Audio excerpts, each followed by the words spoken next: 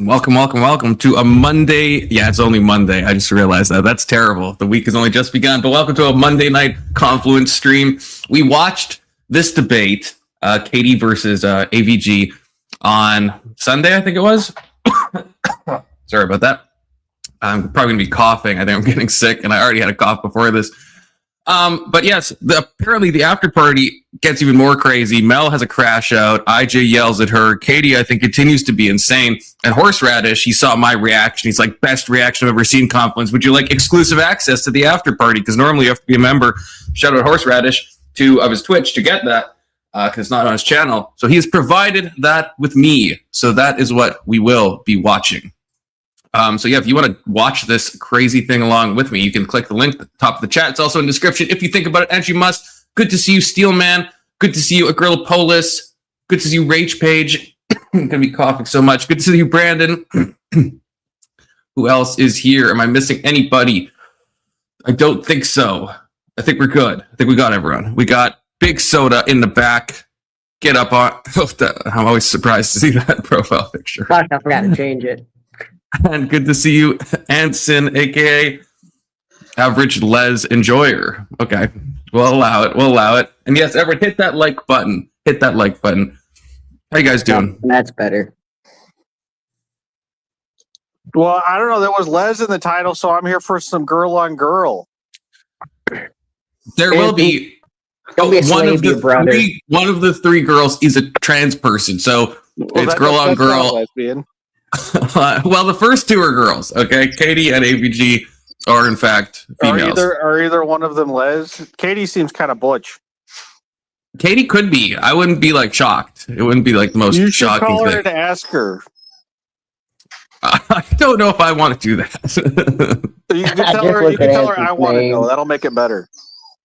And you know, the funny thing about this, so I was watching this, and without even knowing, because I don't know if anyone saw this on Sunday, but they're debating, right, as there's the competitive debate, Fetishize intelligence. And I could so first of all, Katee was like off the wall for this debate. Like, it was just a shit show. She was just off the wall. I don't know why. It was just incredibly aggro. She was aggro to Horseradish. She was aggro to the judges. She was aggro to AVG. She was aggro to everybody. And I could just tell based on how they're talking, I'm like, I bet Mel would be like spurging about this before I even knew anything. Then I see this, because I was watching on IJ's thing because he was judging, okay? Then I opened this from Horse, like, right before stream, okay? And check out this comment panel. This is Horse's live comments. It's just Mel all the way down, if you look at the side right. It's just Lord. Mel talking to Mel for the entire time. And I was like, oh, let's fucking go, of course. I can just tell something about it. Maybe it's the fact that it's AVG and that it's Katee. Maybe it's the typical thing that happens when Mel senses other females around and crashouts. She fucking hates them. She fucking does not like them. She wants to be them. She hate them because she ain't them. You know what I mean? Yeah. It's like a normal liar when someone can tell that you're a liar. You know, I mean, and having a real woman on the panel makes it obvious that he's not a woman, so he gets all pissy about it. It's why I hate the NBA. Because I can't play in the NBA. So I fucking hate all NBA players. Maybe that's why I hate Goy Ball. Maybe that's something for you to look into. I mean, I could check out. Don't be a Mel. Yeah. This is still a pro-Mel panel, okay? As much as Mel hates me, we still do like Mel, okay? And I use Mel's proper pronouns, even though Anson will not, but you know what I mean? That's 2026. Okay? Yeah, he's a dude, Confluence. That's your perspective, and I will allow it. It's Neon he has a cock. Phoenix. Good to see you. Well, that is true, actually. But what, Oxycat? Also good to see you. But what? Dan, I think Oxy poked on the Confluence panel. Well, new baby lamb. Ooh. You're making too many lamb. Well, you're not the one making the lambs, but you're having too many lambs be made. I don't know what you're going to do with all these. Hopefully not eat. You don't eat your lambs, do you? Oh no, that's a horrible thought. These aren't like food lambs, are they? Is this why you have so many lambs? I know. I'm not trying to rage. I'm not trying to cough the whole stream. Hey, can you zoom in on that top right corner on the grid for the panel so I can goon on Katee? You want to goon to Katee? Okay, we can go back to. Let's check the timestamp. You can see a full screen here. She's in a little mermaid costume. Oh, look, there you go, Adson. Just for you. At one point, she talks about people fetishizing her boobs for some reason. That did happen in the debate. Oh, did she want somebody to do that on this? I can fetishize her boobs right now if you want me to. I don't even think anyone in Horse's thing was saying that. I think she just like brought it up. Okay, so. I'll say it. I don't want to disappoint her. You know, she had these expectations, so I'll meet her expectations and fetishize her boobs. Okay, they're just pets. Okay, good. Yeah, I just pet them. And that's all I do. Neon, I don't think we're allowed to say that word on YouTube, so I'm deleting this comment. Oh, I almost put you in timeout by accident. I just meant to delete. There we go. I think that's technically TOS. We don't need to let Katee down. I want to be as chauvinist as I possibly can for her. I don't know. Katie's the kind of person that's going to start talking about the male gaze, okay? So I don't know if we want that smoke. I mean, I've had good interactions with Katee. I don't want those to go bad. I've seen what Katee does when things go bad. I'm not a male gay like you, Confluence. I don't have any male gays. Sorry. That's my joke. That's my joke that I've made in my thumbnails. You can't steal that from me. That's my freaking joke. Okay? How dare you? But we will begin this. So we're mainly going to be focused because they go through the 3 prompts. They start with this one because it was the last one and probably the most like controversial. But there is a point that Lutch told me in which he apparently screams at Mel. I don't know if this is in this part. So if we're finished this, then we're going to try to find the Mel versus Lutch Spurg Fest. But we'll start with this. We'll close Mel's chat panel, because it's just Mel is on the screen. Yeah, it's just Mel. So Mel might still be spurging in chat while she's on the panel. It's hard to say. No, I don't want to. No, it's just I personally don't care at all. But it's just I don't want YouTube to get like mad at me or whatever. So I personally don't actually care. No, I like Neon. He wants you to never come back. He doesn't want any chat engagement. That's not true. I want all the engagement, and I happen to like Neon. Okay, sounds like this is going to be a great stream. It is. Brandon, if you want some good philosophy, this is the stream. This is the stream.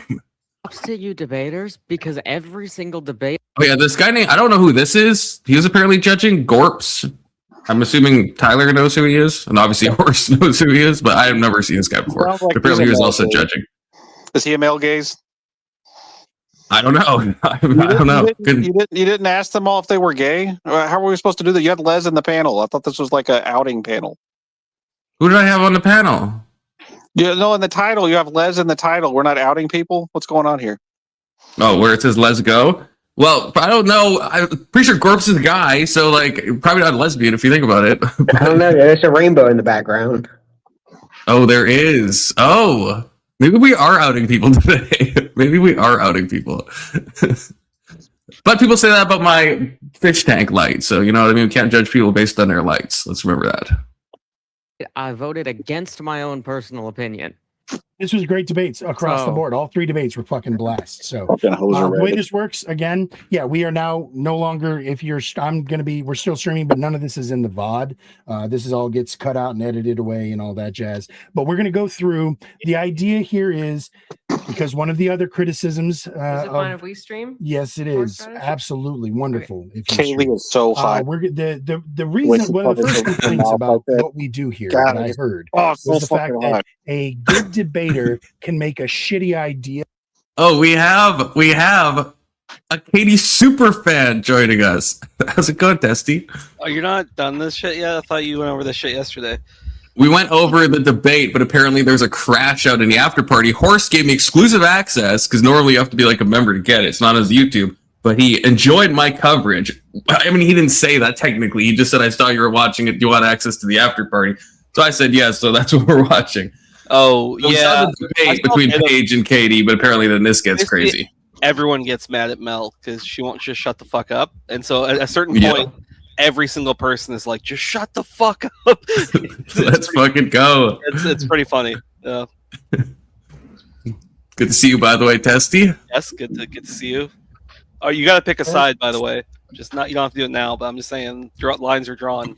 Wait, between who? Between the U.S. and Canada. Oh, I thought you were between Katee and AVG. I'm like, that's the easiest decision in my fucking life. Did you watch the debate? Yeah, Katie wins hands down. You see those tits, man? Look at that rack. Oh yeah, I'm not. She's like hyper feminist, bro. I don't even want to. I told him. I don't she's even gonna talk wanna, about the male gaze. Yeah, I don't even want to acknowledge that she's a woman. All right, Anson can save her. I don't want any of that smoke. No, that's the opposite of how you're supposed to treat a feminist. Did your dad not teach you anything? Wait, do you have a father? I don't want the Katie smoke either, Anson. Okay, I don't want the Katie smoke either. Yeah, you have to like sexually harass women who will let you get away with it.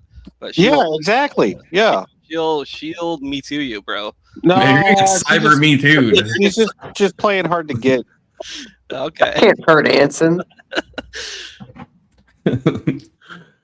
All right, before Anson says more comments that are going to get me shit, which I'm sure will happen throughout anyway. That's why we added the after party, because when somebody points out something that we're doing that's maybe bad or toxic or needs to be fixed, we actually do try to fix it as much as possible. Probably speed this up. So we put 30 minutes on the clock for each of these prompts, where everybody who sat here quietly gets to actually weigh in. Myself, the judges. Again, this is just an open forum panel. We do not let other people in unless somebody leaves. Oh, no, because that'd be horrible. Focus on you guys and give you guys the opportunity to kind of yell at each other and not have to deal with a whole bunch of other people fucking yelling at you. So, first prompt of the night is going to be that last one: competitive debate fetishizes. Testy, what? I don't think you were here for my Sunday thing. So, what did you just briefly? What did you think of the debate? Because I thought Katie was just so ornery throughout the whole time. It was just so weird. So yeah, I had gone out that day. I think it was on the Saturday. So I came home and I saw the last like 30 minutes of the debate, and then I kind of saw bits and pieces of the first like bit. So I haven't seen it all the way through. This is just like, so I mean, you already know my feelings on Katie, so I feel like I'm already biased against her. But like, she is one of those like back in the day, like the Twitch poll lefties who was like, it's not my job to educate you. Like, she's one of those types. And so I just find her so condescending all the fucking time, and she'll do it with a smile on her face. And so it's just the way that she interacts with people. Oh, that's so fucking hot. This is literally just. Well, that's the thing. Like, so when I interacted with her, I thought I took it in like okay, she's like one of those people where it's like, you know, she'll give you smoke, but I didn't take it in like a personal way. It seemed like we were like going back and forth, like in an equal way. But then with this, it seems like she like does not. She's like mad at Paige. Or AVG. She's calling out horseradish like multiple times throughout the debate. Yeah, like it was just a shit show. I've seen her just hop on a panel just to like insult the host, but she doesn't do it in a way like you're a fucking piece of shit. She'll be like, yeah, I think at one point she calls horse incompetent, and she just like says it so casually and nonchalantly. Like, oh, that's fucking awesome. How come I didn't watch her before? This broad is fucking fine as fuck, and she's a bitch, dude. That's fucking awesome. She's totally my type. Yeah, she is. Yeah, she is Israeli though. Just FYI. So you know, that's pretty awesome too. Yeah, for you that's not. She renounced it. Okay, Testy. She renounced it. Yeah, but to answer your question, I don't like the way that she engages with people at all. So she's exotic like you, Testy? I mean, I guess so. I guess that's one way to put it. Exotic like Testy. Yeah, it was a very aggressive, like way more aggressive than when she was with Tyler. Because she won that debate with Tyler, I think 3-0, the one that I was judging about Israel.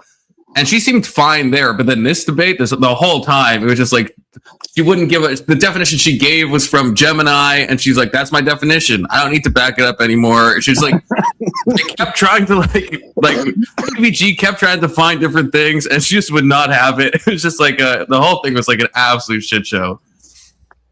Yeah. It's Tyler. Hey, Tyler. The thing is, I've seen her, because, her thing with Tyler, I felt kind of stupid because I was talking. Hold on, my sister's here.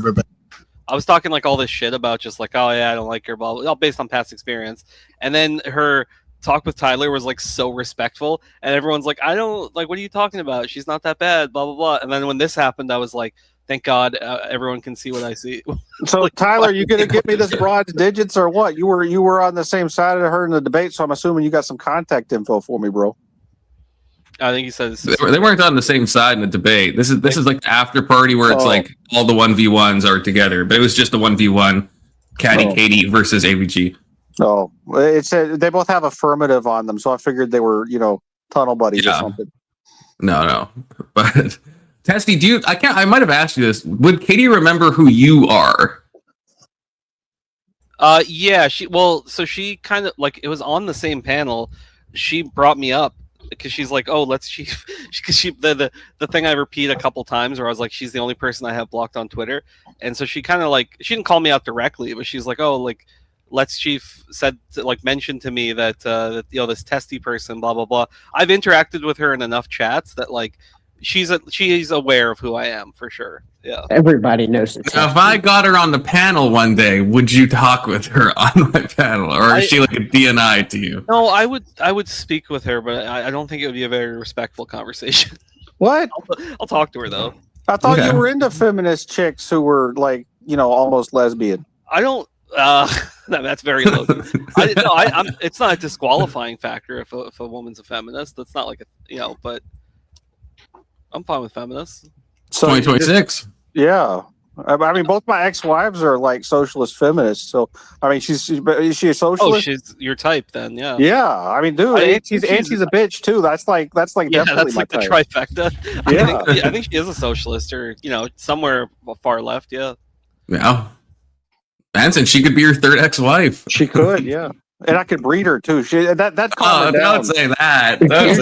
Usually feminists. Don't say that. I mean, you let them do it. When feminists have a baby, they tend to mellow out for a little while because their hormones get right. She'll legit post a tweet longer about this. Katie, I did nothing wrong. Okay, I understand the one running the panel, but this is not me. Don't put me on blast. Hey, that's just based on my personal experience. I'm not saying anything in left field. Yeah, it's just your lived experience. Not anything in left field. Yeah. If anybody needs to get up and go to the bathroom, anybody needs a break or whatever, now's the time. But I'm going to get fucked up because I want to hear you guys tell. Where do we all fall on this one and why? Yeah, definitely competitive debate is definitely an entertainment aspect. It has nothing to do. Oh, yeah, and you guys said it was low, so I turned it up. So tell me if it is.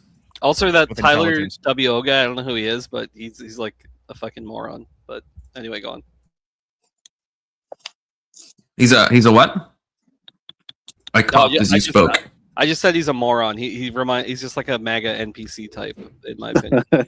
Oh, the one who debated our Tyler? Yeah, the guy with the "Make America Great" or the Trump hat. It says. I don't know.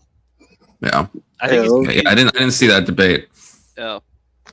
AK2, you had more views watching. You lose a bit. You should see what I posted in the server. K2, I won a game like 26-0. There's so much about the game that none of you fucks told me. So many basic controls that no one thought to mention. That you can like sprint, for example, when you're running between bases. That's pretty important. No one mentioned that to me. Fuck you guys. Okay. Like, this is practice before going into it. Competitive debate, but it has nothing to do with actual intelligence and fetishization. I don't know if Katie's like doesn't understand what fetishizing is, like straight up. But like intelligence is like the last thing in competitive debate. Okay, this is the one thing that I was like really siding with Katie on, and I actually want to hear what you guys think about this because I don't think Glacier really agreed with me.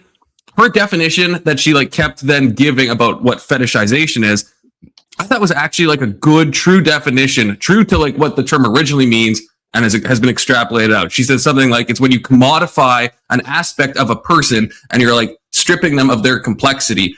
And so I tried to even steelman this, and I said this is why we talk about like a foot fetish in like a sexual way, because the idea is that you're not focused on the person, you're like just focused on the feet. So that becomes a fetish, but no one seemed to think that was like a fair definition of fetishization. No, I was like, I feel like that's a fine definition of it. Yeah, it's not viewing the person as a holistic entity, right? Like I have a thing for socialist feminist women who are kind of bitchy, right? And that's my fetish, right? And she could probably be a much more deep person than that, but like right now, I just got Goonie eyes for her. So okay. See, Paige says that's retarded. See, I feel like people just hear these words and they just like have a reaction. But I think if you think about it, I think it's kind of true. I think that makes sense. Well, this is how I view, I guess, quote unquote, competitive debate. And I've said this for a long time. Even I just think debates more broadly. People don't go into debates with an open mind, like from an audience perspective. Like you're going in to see your favorite comic book character fight the other comic book character. Like, so you're going in already with like your own biases, and you just want to see the other person kind of get like either humiliated or at least like lose the debate. So you already are on your team going in, I feel like a lot of the time.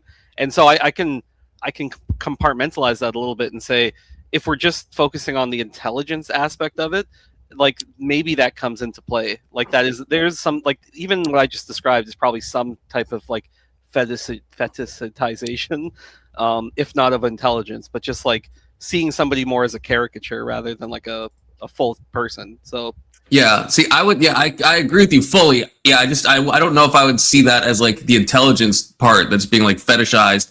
But yeah, I do agree. We see it with like the Candace and Andrew stuff. It's like you go to each of their communities, they think it's like an obvious win. They can't understand how anyone else could think the other person loses. We saw this with what me, Big Soda, and Brandon were going over yesterday with Parker versus the Jaw guy. Right? If you check each of their channels, they think it was a complete blowout. Like that happens all the time, right? It's like almost. In fact, that's the weird thing that she's like casting aspersions at Horse, whereas like I feel like Horse's is pretty fair. Where it's like a lot of it will be. Like, look at our debate, right? Like, Tessie, you expected it to go more in, like, the moral objectivist sense. I thought the debate was off by 1 point. You know what I mean? Like, and that happens oftentimes on Horses.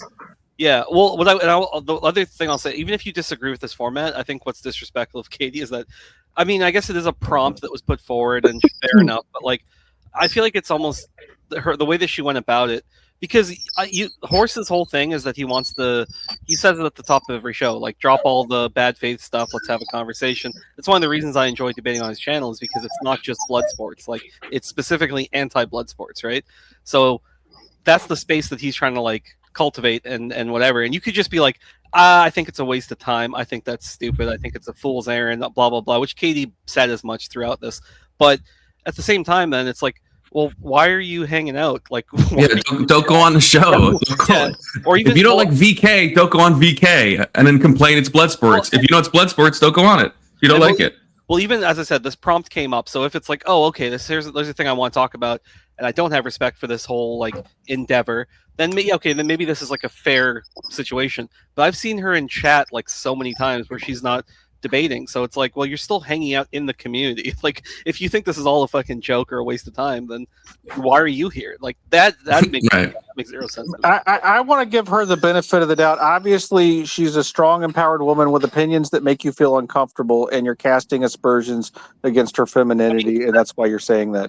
You just see two reasons on screen to give her the benefit of the doubt, okay? Yeah, and I want to stick my face right between them and motorboat them. Jesus. Between the reasons, the intellectual reasons. So I'm not quite as far gone as Anson, but I do like women. All right, I'll throw that out there.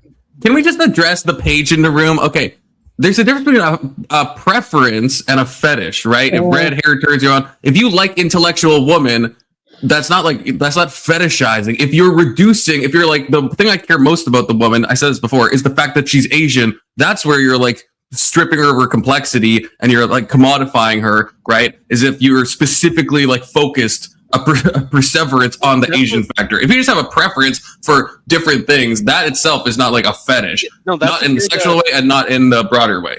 That's a good differentiation. If like the most important thing to you is just like they have to have red hair and that gets a disqualifying factor if they don't have red hair, then that's like classic, you're fetishizing that aspect. But if it is just like, yeah, I prefer redheads, but like I'll date a blonde, I'll date somebody who's brunette, like whatever, you know, like then yeah, I feel like that it is sort of your intention that goes into it, or what you're valuing going into it. Yeah, makes the difference. And so I think the same with like, there's nothing, because I guess relating to the prompt, there's nothing wrong with enjoying displays of intelligence. Like I brought up the example before, like if you watch a chess match, are you fetishizing intelligence? Like, you know, or are you just enjoying the display of intelligence? So with like debate, it's like, yeah, I'm part of it's entertainment. Part of it, I think you're enjoying the charisma, the rhetoric. Part of it, you're enjoying the intelligence, how quick someone is on their feet, how good they can come up with arguments, you know? Wait, now you're saying thank you. Testy is agreeing with me, okay? Testy is agreeing with me. He's not agreeing with you, Rage. He's not agreeing with you. Good job, Testy. I agree with you too. I don't know what you heard from Testy to think that he's on your side, okay? But I love that you think that you guys agree. As you ran a little aggro to Paige, I think you should apologize. Yeah, for real. Paige, well, okay, I was going to say my usual line, but it does hit different when you say it to a woman. I was going to say the ovary thing, but I've been pointed out it doesn't hit the same as, you know, what I usually say to guys. It sounds a little crazy. But, okay, let's keep going. Debate. I was I was actually speaking to my chat just a little bit ago, saying that it's not intelligence. That if anything gets fetishized in debate, it's not intelligence. It's charisma. I mean, I'm admittedly less intelligent than Melanie on certain topics, but I'm more. I would say I'm more charismatic. So I'm able to get my point across in a more. Jesus, he threw his shoulder out there. Did you see that? Jesus Christ! Stop fetishizing yourself, buddy. All right, Tyler Aid. Do you believe that? do you believe that competitive debate fetishizes intelligence? Why or why not? Then I'm glad you agree, Rage. I'm glad you agree. That, like football fetishizes running speed. Not that intelligent. It's an essential component to certain positions and certain things you're doing, but it isn't the bulk of it or the most important component, I would say. It's just a necessary one. Like, yes, you have to be intelligent to have a conversation. And people that are really intelligent, I can bully around on subjects I don't even know what the fuck I'm talking about just because I can maneuver around a conversation. For the chat, is this loud enough or is it still quiet? It's still quiet. It's personality. It's called personality, in my opinion. Is it? Doesn't Yes. that contradict what? Thing to you, horse ride. Hold on, Razor. Hold on. For some reason, none of our chats linked for some reason. Are you I've fucking been noticing that serious? this entire time. Oh my Yeah, god. none of that's so dumb. our chats are not linked Yep, together. let me fix that now. Yep, let me fix that now. Katie, what were you going to say there? I'm sorry. No, it's fine. I'm listening. I'm good. Okay, no, fair enough. Melanie, She is fine. Melanie, do you believe that competitive debate fetishizes intelligence? Melanie is not here. You haven't pulled her. Oh, I have not pulled her back in yet. Nope, that's Oh, right. her She said voice she is was shrill, going to stick too. around Oh, out there so God. she could watch in the. Oh, It doesn't. Rage Page. It doesn't mean. Testy would agree with me on this. There's a concept that you can have it where it means sexual, but there's a broader meaning of the word, right? Where you can fetishize something like intelligence, where that's all you care. It's not a sexual at all. You just like all you like about somebody is intelligence, and you're elevating that to like an unhealthy degree. I mean, this is even maybe you didn't. I guess you didn't see the thing, but this is like Merriam-Webster's, Cambridge, Oxford, like all dictionaries have like this type of definition in it. That's the original meaning of the word fetish. The original meaning of the word fetish was not sexual.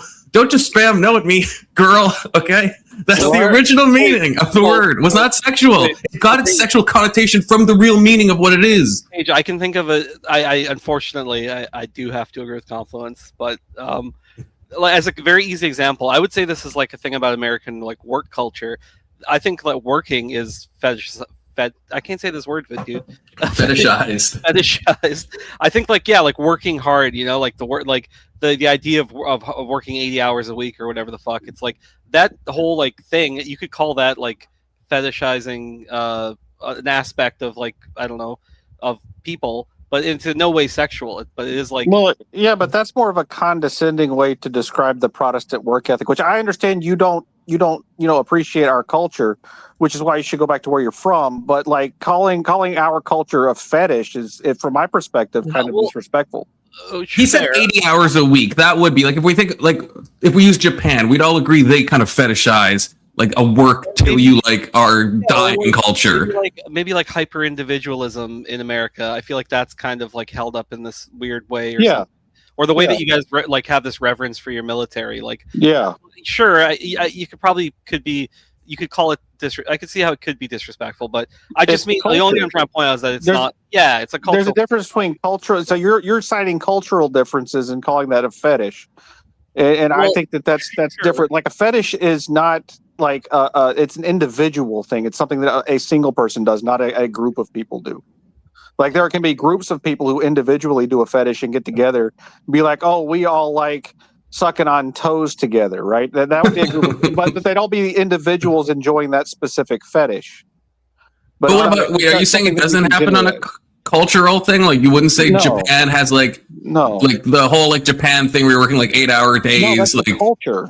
Or sorry, 6 days a week for like 80 hours. Right? But what you're saying is, how about something like wealth, like just the idea of like being able to own a yacht and like all the gold chains and whatever else. Like I feel like it's not even like a cultural thing necessarily. Like people dream and fantasize about being rich and having all the hot women and doing whatever that you want to do. I feel like that you could call that some level of like fetishizing, but it's not a sexual thing, right? It's just like yeah, but you would have to like drill down to the individual level and find out what each individual person's motivation is for seeking those specific external stimulus, right? And that's why do you think these cultures have like a zeitgeist though, where it's not just about the individual. It almost becomes like a cultural zeitgeist of like Japan. I think to go back to them, right? It's the individuals will fall into that, but it's a broader cultural like egregore that's like being composed, right? Of like people that are like that's why they're offing themselves if they lose their job, right?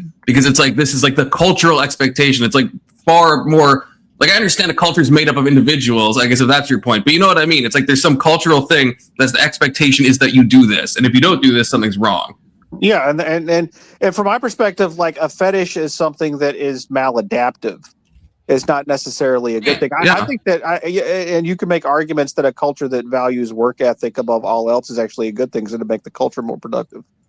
But sure, there's argument. Yeah, maybe that's not the best example I picked, but what I'm saying is that fetishes are not necessarily like a means to an end, other than anything other than like the pleasure you derive from it. Gross. Yeah, but I think, but are we all in agreement that it doesn't necessarily have to be like have a sexual connotation to it? No, like I could have a fetish for eating cheeseburgers. It gives me so much pleasure. I'm known as the cheeseburger guy. Right, like yeah. Like I think all of these extremes, like gluttony can be almost like fetishizing the love of like food or other substances. Yeah. Some would say I fetishize alcohol. I personally disagree with that, but some people have told me that. No, you're just an alcoholic. It's not a fetish. It's like it's a substance use disorder. It's in the DSM. Check it out. Crippling debilitation. That is true. Well, I mean, I do have answer an actually brief question. Speaking about substance use, because you were giving me advice on the patch, right? That was you, I think. Yeah, well, I know a lot about patches. Yeah, what about them? Okay, so I have a patch on, but it's not even holding a candle, so that's why I'm still using Zins. But no, you can't use a patch and do Zins at the same time. That is a really bad idea.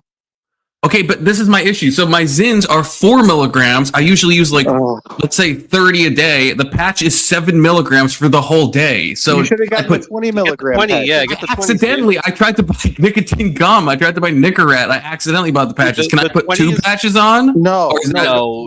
Go get the 20 milligram patches that you're supposed to be using based on your 20 need. Is legit. And dude, you go through 30. Wait, are you being hyperbolic? You go through 30 in a day? I'm not being hyperbolic. That's fucking crazy. That's so. I go through sometimes more than 30 in a day. Well, I mean, I'm not judging. I used to smoke 3 packs a day. So damn. At my peak, I was like pack and a half a day, I think. But wait, that's more than 30. Wait, that's more than 30. There's 24 in a pack. Well, but the average cigarette has about 1 milligram. Oh, I thought you meant. Sorry, I thought you were talking about Zonix for a second. Oh no, I've actually never tried them, but I was thinking like for going to concerts and shit when you can't like go in and out, like it makes so much sense. I'll probably try it when I go to like my next. For the office, they're incredible. Brandon, I'm well aware that pretty psychopath behavior. Yeah. There's been times I've used up to 70. I've used 70 in one day before. 70, but they're 4 milligrams. They're 4 milligrams, so they're not your like 12s or whatever you have, Brandon. Yeah. So, I mean, if you have a substance use disorder related to alcohol and nicotine, I mean, you really shouldn't do the gambling thing because you probably, lack the time preference required to be able to have self-restraint. So that's good advice from Brandon. First of all, I do have this gambling. Yeah, it doesn't really. I've done it. It doesn't catch me. It doesn't. I don't know. Everyone has their drugs of choice, I guess. Just boop the Zins and tape your butthole. Speaking of weird mental images, boop the Zins and tape your butthole closed with the patches. That's a way to do it. Okay, thank you, Anson. Okay, fine. I won't use them at the same time. But I love this community, by the way. Take the patch off if you're going to do the Zins. Yeah. Okay. Fine. Is it actually unsafe? Yes. Did you not read the instructions that I told you to read? I don't know. I did. They're really small and hard to read. But I just thought if it's 7 milligrams and I'm using like a whole thing, I thought, well, 7's got to be a drop in the bucket. Like it's got to not do anything, But I'll experiment. I got to get the gum. I'm using way too many Sonics. The gum. The truth. For me, the gum worked amazingly. Like for maybe 20 minutes, like while you're chewing it. And then as soon as you spit the gum out, it's like it just fucking the wall comes back so much harder. So it's I've tried the gum before to quit cigarettes and I failed. The only thing that got me off cigarettes and like and chewing tobacco was Zonix, but now I can't get off the Zonix. So now I'm trying to come again to see if I can use the gum to get off the Zonix. Have you tried flavorless vape before? Yeah, it's horrible on my lungs. Speaking of my coughing, Well, no, specifically the kind that doesn't have any additives other than the VG, the PG, and the nicotine. Yeah, I've even gone 100% VG, no flavor, so like no propylene glycol. Because I read, that can also irritate. And it just, I don't know, just does not do it. I don't even I'm not going to quit Zins, of course. I love these things, but I just don't want to use like 30 a day because it's also incredibly cost prohibitive. Hear me out. Hang on. Hear me out right quick. Maybe you should switch to cigarettes to get off the tonic. And then so that way you're back on cigarettes. I mean, compared to be cheaper.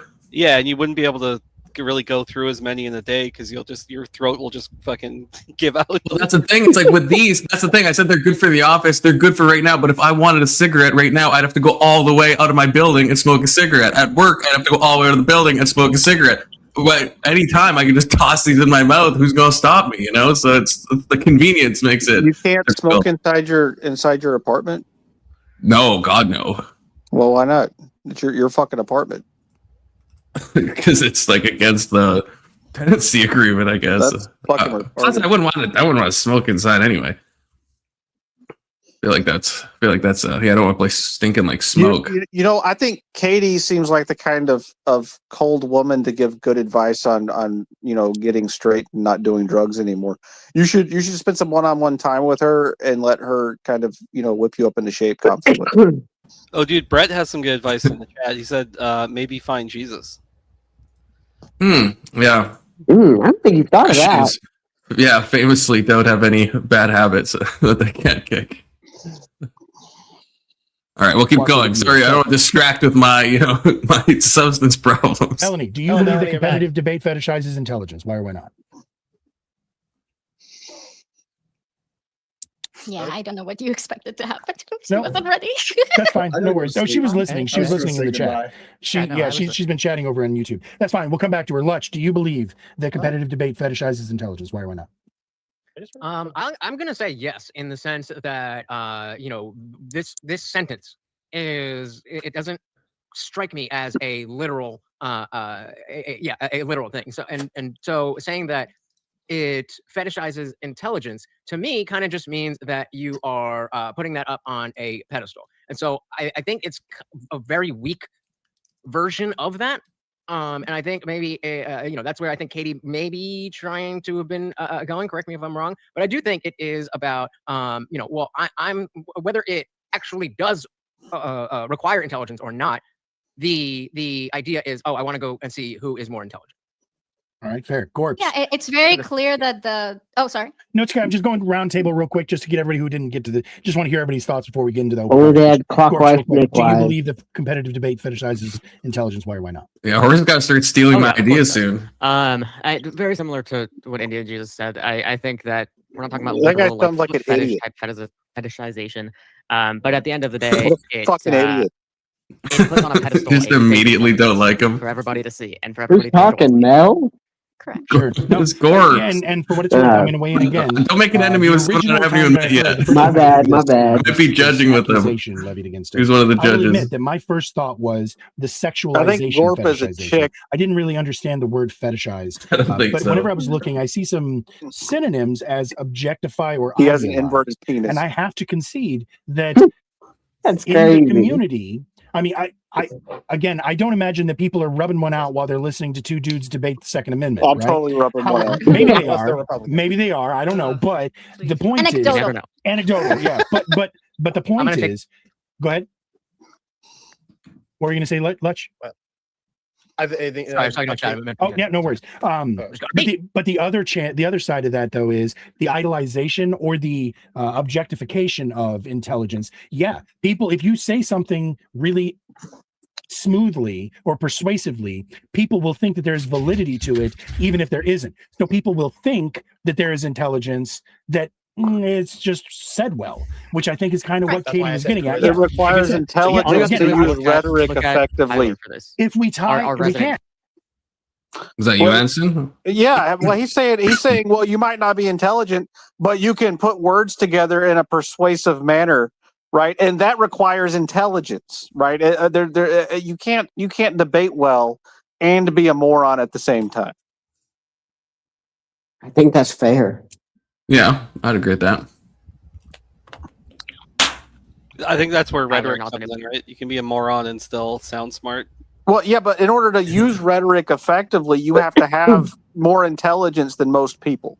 Like you may be a nimwit, but you have some intelligence. I guess there's an argument there, like being I can't remember even the phrase, but yeah, being like good with your words is into itself like a skill that you have to learn. So that probably takes some level of intelligence to be able to do that.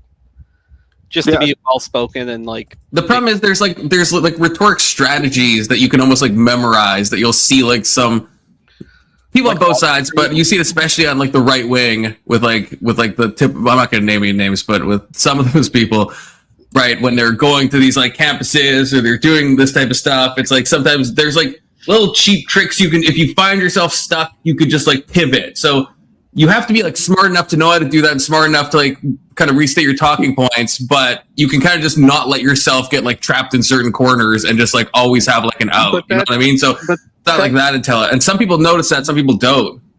Yeah, but that doesn't make you a good debater, right? Like if you're the kind of person who fetishizes intelligence, you will go to one of these debates, and you will see those tricks being used and think, oh wow, this is like, this is just cheap. Like what you're saying is that they're a knockoff version of a real debater, and if you're there for the intelligence, you can see that. Yeah, I agree. Yeah, for sure. If you're able to see through it, but would you also agree that you think I think audience kind of fall for it most of the time? Yeah, well, that's because most of the people who watch debates are morons. Okay, cool. Right, but they still someone who's watching Vosh. They think they're an intelligent person watching an intelligent person. Yeah, They think at least they're trying to fetishize a simulacrum of intelligence, but that's their like goal, even though it's just like a retard like another retard, But what's the phrase in the Kingdom of the Blind? The one-eyed man is king. That kind of happens on a lot of these channels, I think.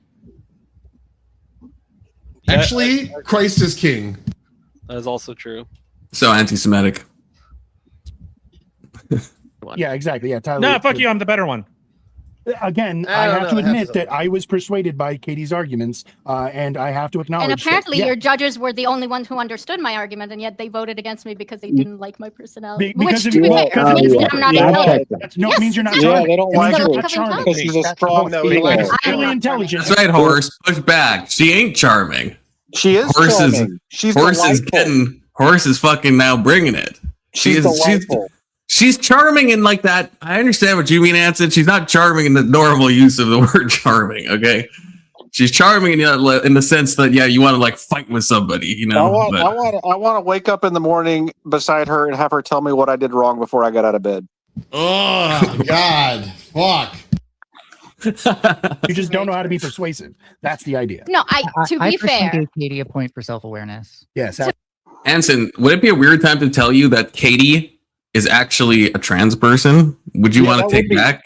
That would be weird. Would you want to take back any of your thoughts? That would be weird because I can usually tell pretty well, and she's obviously a female. So fine. To be fair, I did come to mock your community, No, so I I do know. fully understand. Of course. Now, welcome back, Melanie. Do you agree that the debate fetishizes intelligence? Why or why not? Oh God, here we go, Mel. Yeah, interesting discussion with Maida backstage on this, by the way. Basically, yes, and I think Katie actually just demonstrated why. If you evaluate intelligence as can you win as debate, then you're essentially undermining the true diversity of what intelligence means. Can we go to the after coverage of this now? Like skip all this? Like, Wait, what do you mean? Oh, maybe it's not on the video, but after this, they do like an after party, and they went into this debate first. This is the after party. That's what we're on. Because I was on the after. This is still like the ending of the. No, debate. you were bouncing between panels. You were muted on a different Yeah, channel. this is the after party. I promise you. I came back. Maybe I'm wrong, but I thought You're there. You're on the screen, right? That's you. You're just not on right now. But I'm on your panel at this very. Yeah, he's moment. on your panel right now. Yeah, you're on my panel. Yeah, we love that. I think that's more about do we have a meritocratic space or not, right? Like, you know, people kept bringing up like Andrew Wilson, Vosh, and Destiny. That was Those me. people are entertaining. Yeah, no, it was a great point. Those people are entertaining. God, I Like, they fucking might be That sounds like intelligent. People Kermit. aren't going there. Like, they're not going What a watching fucking Carl idiot. Sagan debate freaking like someone on something because they're like, yeah, that shit's boring. Actually, No, you know they're what's going funny? here for Neil entertainment. deGrasse Ken Tyson. Ken Ham Yeah. debating what's his name? Fucking the Bill Nye was absolutely amazing.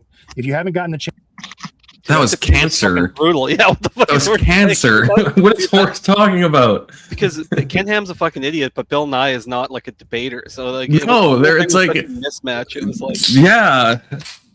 It's like Ken Ham is retarded, but Bill Nye is like also retarded, just with like a bachelor degree. yeah, I got to get some elaboration from Horse on that one because that was. One Yeah, of I don't know what you liked about that. chance to watch it, please do. It Yeah, was. please watch it. Great. But it gave Ken Ham too much of a platform. Now he won't shut the fuck up. I hate his ass. Can I ask you a question, Tyler? Which Tyler? Tyler Oh, White? Which that's one? cool voice. The One that you superior talked one? about Tyler White. entertaining. Yeah. The supreme one. Yeah, Tyler yeah. Supreme. You're allowed to speak.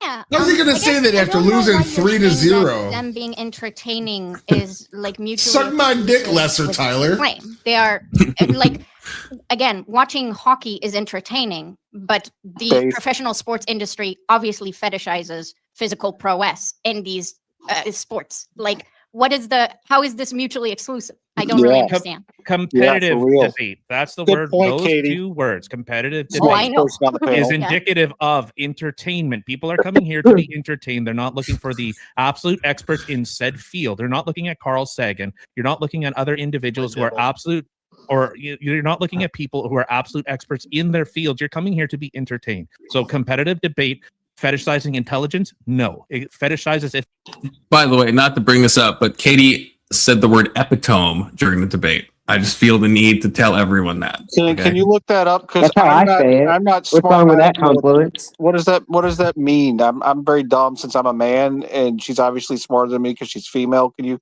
Well, most people would pronounce it epitome, right? But not Katie. dude, on Indian Jesus Not channel, Katie. he fucking roasts her about that. Like everyone's muted, and I was watching from his end, and he's like, "She did it. She did the thing."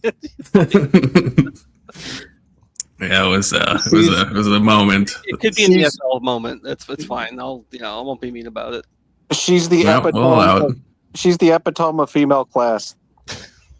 And we're Paige, we're already at like 1.2. I mean, we could go faster, but it's about to spiral up pretty quickly, I think. Because the next prompt is in, can't do math, 22 minutes. I guess we'd speed up a little bit, but I don't want to miss the Spurging. Slow it down when Katie's talking. Though. Well, there's plenty of Spurgin coming up. If anything, Okay, good. entertainment. Dance monkeys make me laugh. I mean, there was a basically- debate that I absolutely loved between Flint Dibble and Graham Hancock, and Flint Dibble is a like expert in archaeology. And they That was also awful. That was also awful. Rogan? Factor was he That allowed was- to that say on wasn't that as one? bad. I hate Flint Dibble. Yeah. His name matches exactly. Like, anyone who doesn't know, think of what you would think of with someone with the name Flint Dibble. You're thinking of the right guy. You're thinking of the right guy. Sure, that was better though than the Ken Ham Bill Nye thing. It was better than that, but yeah, I was on Rogan. The guy looks like, I mean, everyone said this, but the guy looks like what you would imagine someone on Reddit looks like unironically, like just fully. Dismantled the other dude because the other guy's like an old like news broadcaster, and he came up with like some novel theories and shit. Like the other guy was just had nothing though. So I like Graham Hancock with his megalithic structures. okay, and then he talks about I can't remember the name of the thing now. It's not Gobekli Tepe. Tepe or whatever. Yeah. All right. He's one of those people that makes himself sound intelligent by talking about things that people can't verify. Exactly, dude. That's they do A little bit, but Flint is so closed-minded and just represents the freaking ivory tower of academia. Okay, he represents like this is not a pro Flint Dibble channel. Mythology. God, I can't believe we like that debate test. Excuse me. Better than the Bill Nye one, though. It's Dr. Flint Dibble. Yeah, come on. His credentials right. Now I feel like I have to show a photo of this guy just so you all Just so you all know, this is who we're dealing with. This guy is who we're dealing with. I mean, he kind of looks like an expert. Yeah, look at that hat. Looks like an expert to me. Thanks, World Radio. What an aptly timed super chat. Yes, in fact, this debate review of AVG versus DGens, Horseradish, and Foxy Mel. Pause. I don't like that. Are brought to you in part by Zyn and confluencers like you. Use codes CONFLUBIG1 to buy Zyn today. Don't just influence, confluence. Thank you, Isaac. I appreciate it. There we go. We're officially sponsored.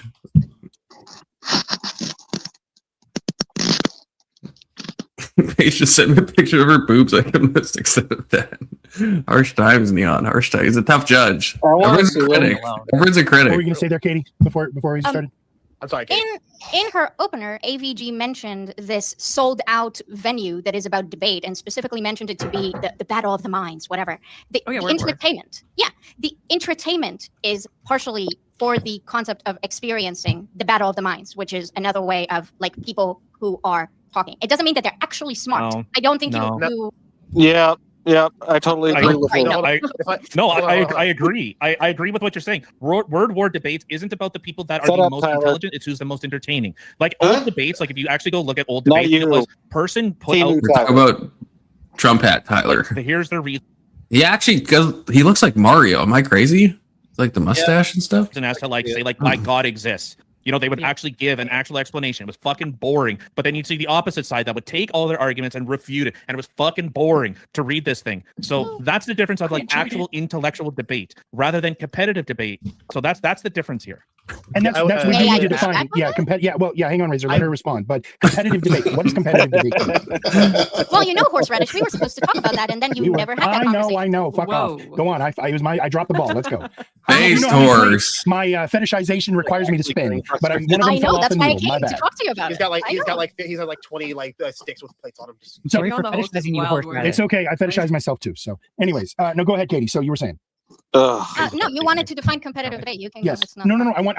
I don't. You were going to respond, but you were just kind of cooking how you were framing competitive debate. Like what constitutes competitive? This is just full on gooning at this point.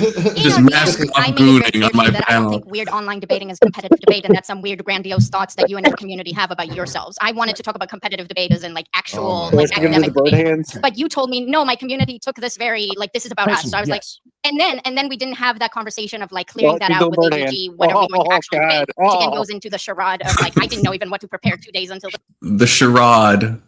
debate. Sure. And then I was like, well, I guess we're doing this. And once again, whatever. like I said, because this The was an charade accusation levied and against this epitome. community, what they meant was our community. When they said competitive debate, they were specifically talking about us. Yeah. So that was why I was saying. When I read the prompt competitive debate, I did not think about online debating and Destiny, right? Sure. Because I think that is like Even a though you very were silly thought. preparing for an online debate.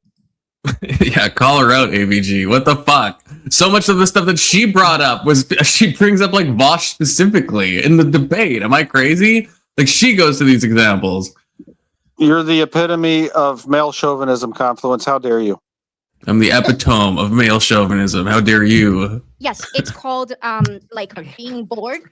What kind of debate would you call this, Katie? I mean, this wasn't a debate, really. Right. No, but okay. So the two Tylers. What kind of debate would you? Just because you get blown the fuck out, Katie, doesn't mean it's not a debate. Jesus. I got this tonight. What kind? So like between let's say like me and Tyler, or just like the arguments in general. She didn't get I'm blown saying out. in general, what would Katie classify tonight's debates as being? Did you watch it? No, she does the blowing. All right. Okay, fine. I mean, She 100% uses teeth, Anson. Judges' scores were both 9-1, and then the audience score was like fucking like 20 something to 4. Or some shit. yeah, it was a bad performance. I linked it Tyler should be humiliated that he lost 3-0 to Katie after what we saw. I linked it in here, and Testy started morally grandstanding about how I shouldn't be influencing the chat. And now he's like, look at how bad the vote was.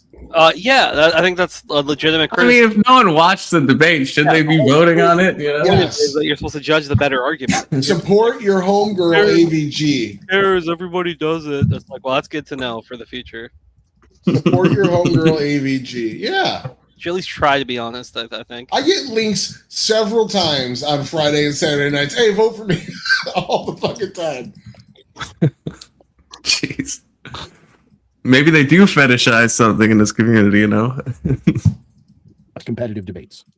Apparently, I have nothing better to do. Yeah, so you I'm still gonna come wanna here and win. bombs or whatever. May I? Like, But, right? oh. Right? Did I steal man, Katie? Good enough? No, that was an accurate steel man. Yeah. Especially because your name is definitely Katie. Yeah, you nailed it. You got the part where Okay. you fill in your name correct even. Yeah, right on. I just feel like the shade has been next. Like, if people call me shady from this, I'll just be like, Katie dominated that arena. If we're talking about who was shadier, she won that. Okay, that competition. I is really honestly have won for never Katie. seen. I have never seen somebody more politely alienate this large of a community, like this many people simultaneously, like without slurs or fucking typical rage bait shit. Like, so congratulations for that, Katie. Toxic. Your manipulation skills demonstrate your Oh, that was intelligence. an underhanded compliment. Ooh, based horse. Horse is getting the hackles up. Not based. Very, very mansplaining.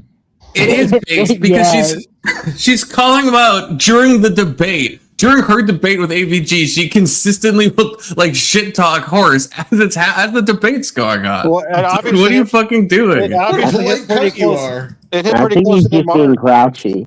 Yeah, he got his panties all in a twist because she made good points. That's all that is. Yeah, I disagree with that. Some people would be. Since we're all jumping in with our definitions now, I just want to get in here real quick. Jump in. I think the competition has to do with stakes, right? And are there real stakes here? No, there's clout and there's like people who enjoy you because, or maybe even vote for you because they took your arguments less personally. But at the same time, I would still call what you do, Horsch, kind of like semi-formal. Because there's that other axis you can analyze things as like how formal is this, and you're definitely like in between like super formal academic type debate and just like shit show panel. Everyone comes on, which is well, yeah. Obviously, it's not like a formal like in formal debates. It's like most formal debates, from what I've watched of formal debates, there's no like back and forth. It's like some guy talks for 20 minutes, some guy talks for 20 minutes, 20 minutes, 20 minutes, maybe 10 minutes, 10 minutes. That's like a formal debate. So it's like, of course not. Obviously, it's not like super formal. No one wants to watch that shit, though. But no, but I think the point Mel is making is that it's more formal than the average debate. Like it's certainly more structured than your average debate. Yeah, Soho forums where you want to go online to find the real debates, like what you're talking about. That's the best debates online. I find there's no like I don't know. I used to watch like all these like theological stuff, but because it's not a direct back and forth, it's like you can just kind of avoid points repeatedly, and then the person can use their 10 minutes to say, "Hey, he didn't address this point of mine," but then the other guy could just still not address it. Whereas like back and forth, it's like, no, can you answer that question? You can kind of like try to like pin someone down, you know. But in those like back and forth, I also disagree with her about saying the stakes. Like, what's the stakes with like with a formal like with a William Lane Craig when he went up against like I don't know like Richard Dawkins or whatever? Like the stakes is the same thing. It's just reputation. It's just clout. It's just the same. It's not like most of the time you're not winning money. If anything, it's in these online debate spaces like VK where you actually can make actual money. So I would say the stakes are arguably higher. Otherwise, it's all just reputation. That's the whole point of all this stuff, right? In a formal debate, in an informal debate, it's all just like reputational points, right? I don't know. Disagree? Agree? Yeah. Yeah, I think I agree. Yeah. I disagree adamantly. Whatever Katie said. Yeah, that's what I'm thinking. For what it's worth, when I said, "Oh, Tyler," I mean not Tyler, Anston. Katie stands up and gives us a little spin of her costume earlier on. You missed that, okay? You missed that. Just saying, you know. I'll rewind it later. Please continue.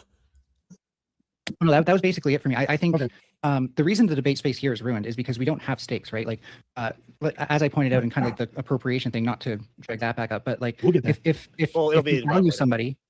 you value somebody who's a better debater more than someone who's not a good debater, even if you don't like them as a person, then you're probably contributing to a culture of meritocratic debate where there are stakes for making a good argument.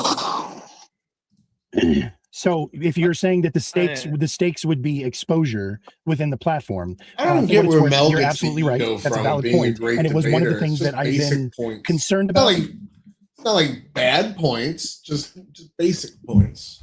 Yeah, whenever he debates, Mel always gets tied down in like appealing to some authority that he can't reference. I've seen that a whole bunch of times with him. It's really pathetic.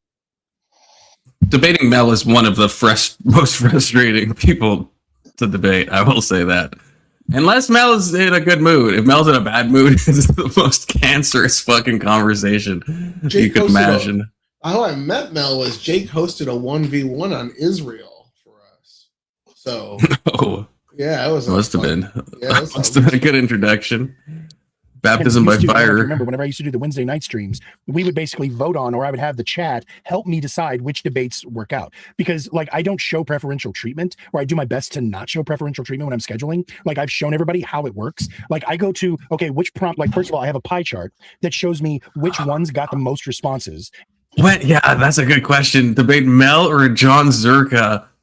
When Zerka's like being normal, it's fine, but there's those times too. Zerka's very similar to Mel, where it's like, where when they're like open to like explaining their ideas, having like a pleasant discussion, then they're both pleasant to talk to. But if for some reason some weird thing happens where they seem a little like angrier, then it's just like it's just cancer in both directions. It's just cancer in both directions. Circa, all you gotta do is piss him off, and he just goes so far off topic. He won't address anything you say. He'll just completely ignore you, talk over you every sentence. He just goes complete meltdown. He's incapable of conversation after. Right. So that's not very enjoyable. That's what I'm saying. But that's how not you very beat fun. him. We did a 3v3, and that was my strategy pretty much going into it. I'm like, I want Circa so that I can just, shut him down. And I did. And all he did was fucking spurg out and melt down and interrupt. He didn't address arguments. And it was like, well, they didn't do a fucking thing for 10 minutes, but his two partners won. So yeah, if I was on horses or like a planned debate, I think I would be fine. But I'd also then be fine debating Mel because I think it would be like a slaughter.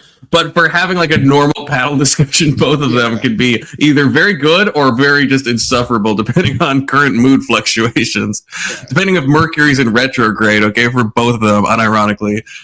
And what the actual spread of the was a tantrum, it's a that win. gives me an idea of which ones were the most interesting and which one had the most separation of opinion. Then I go to that and I collate it and I prioritize strongly agrees and strongly disagrees. And I ask myself, when's the last time this person debated it? If there's enough people, can I make it into a 3v3, or am I going to do this as a showcase or a regular 1v1? Then I say to myself, what is roughly the skill balance between the answers of who's remaining? That's literally the calculus that I go to. Like, I don't show preferential treatment to anybody beyond my own personal assessment on. I'm not going to put somebody like again, the two Tylers are skill matched. AVG and Katee, skill matched. Razor and Melanie. Oh, how do you feel about that, Tyler? I think skill match. I think he's blowing smoke up his own ass right now. That was a blowout.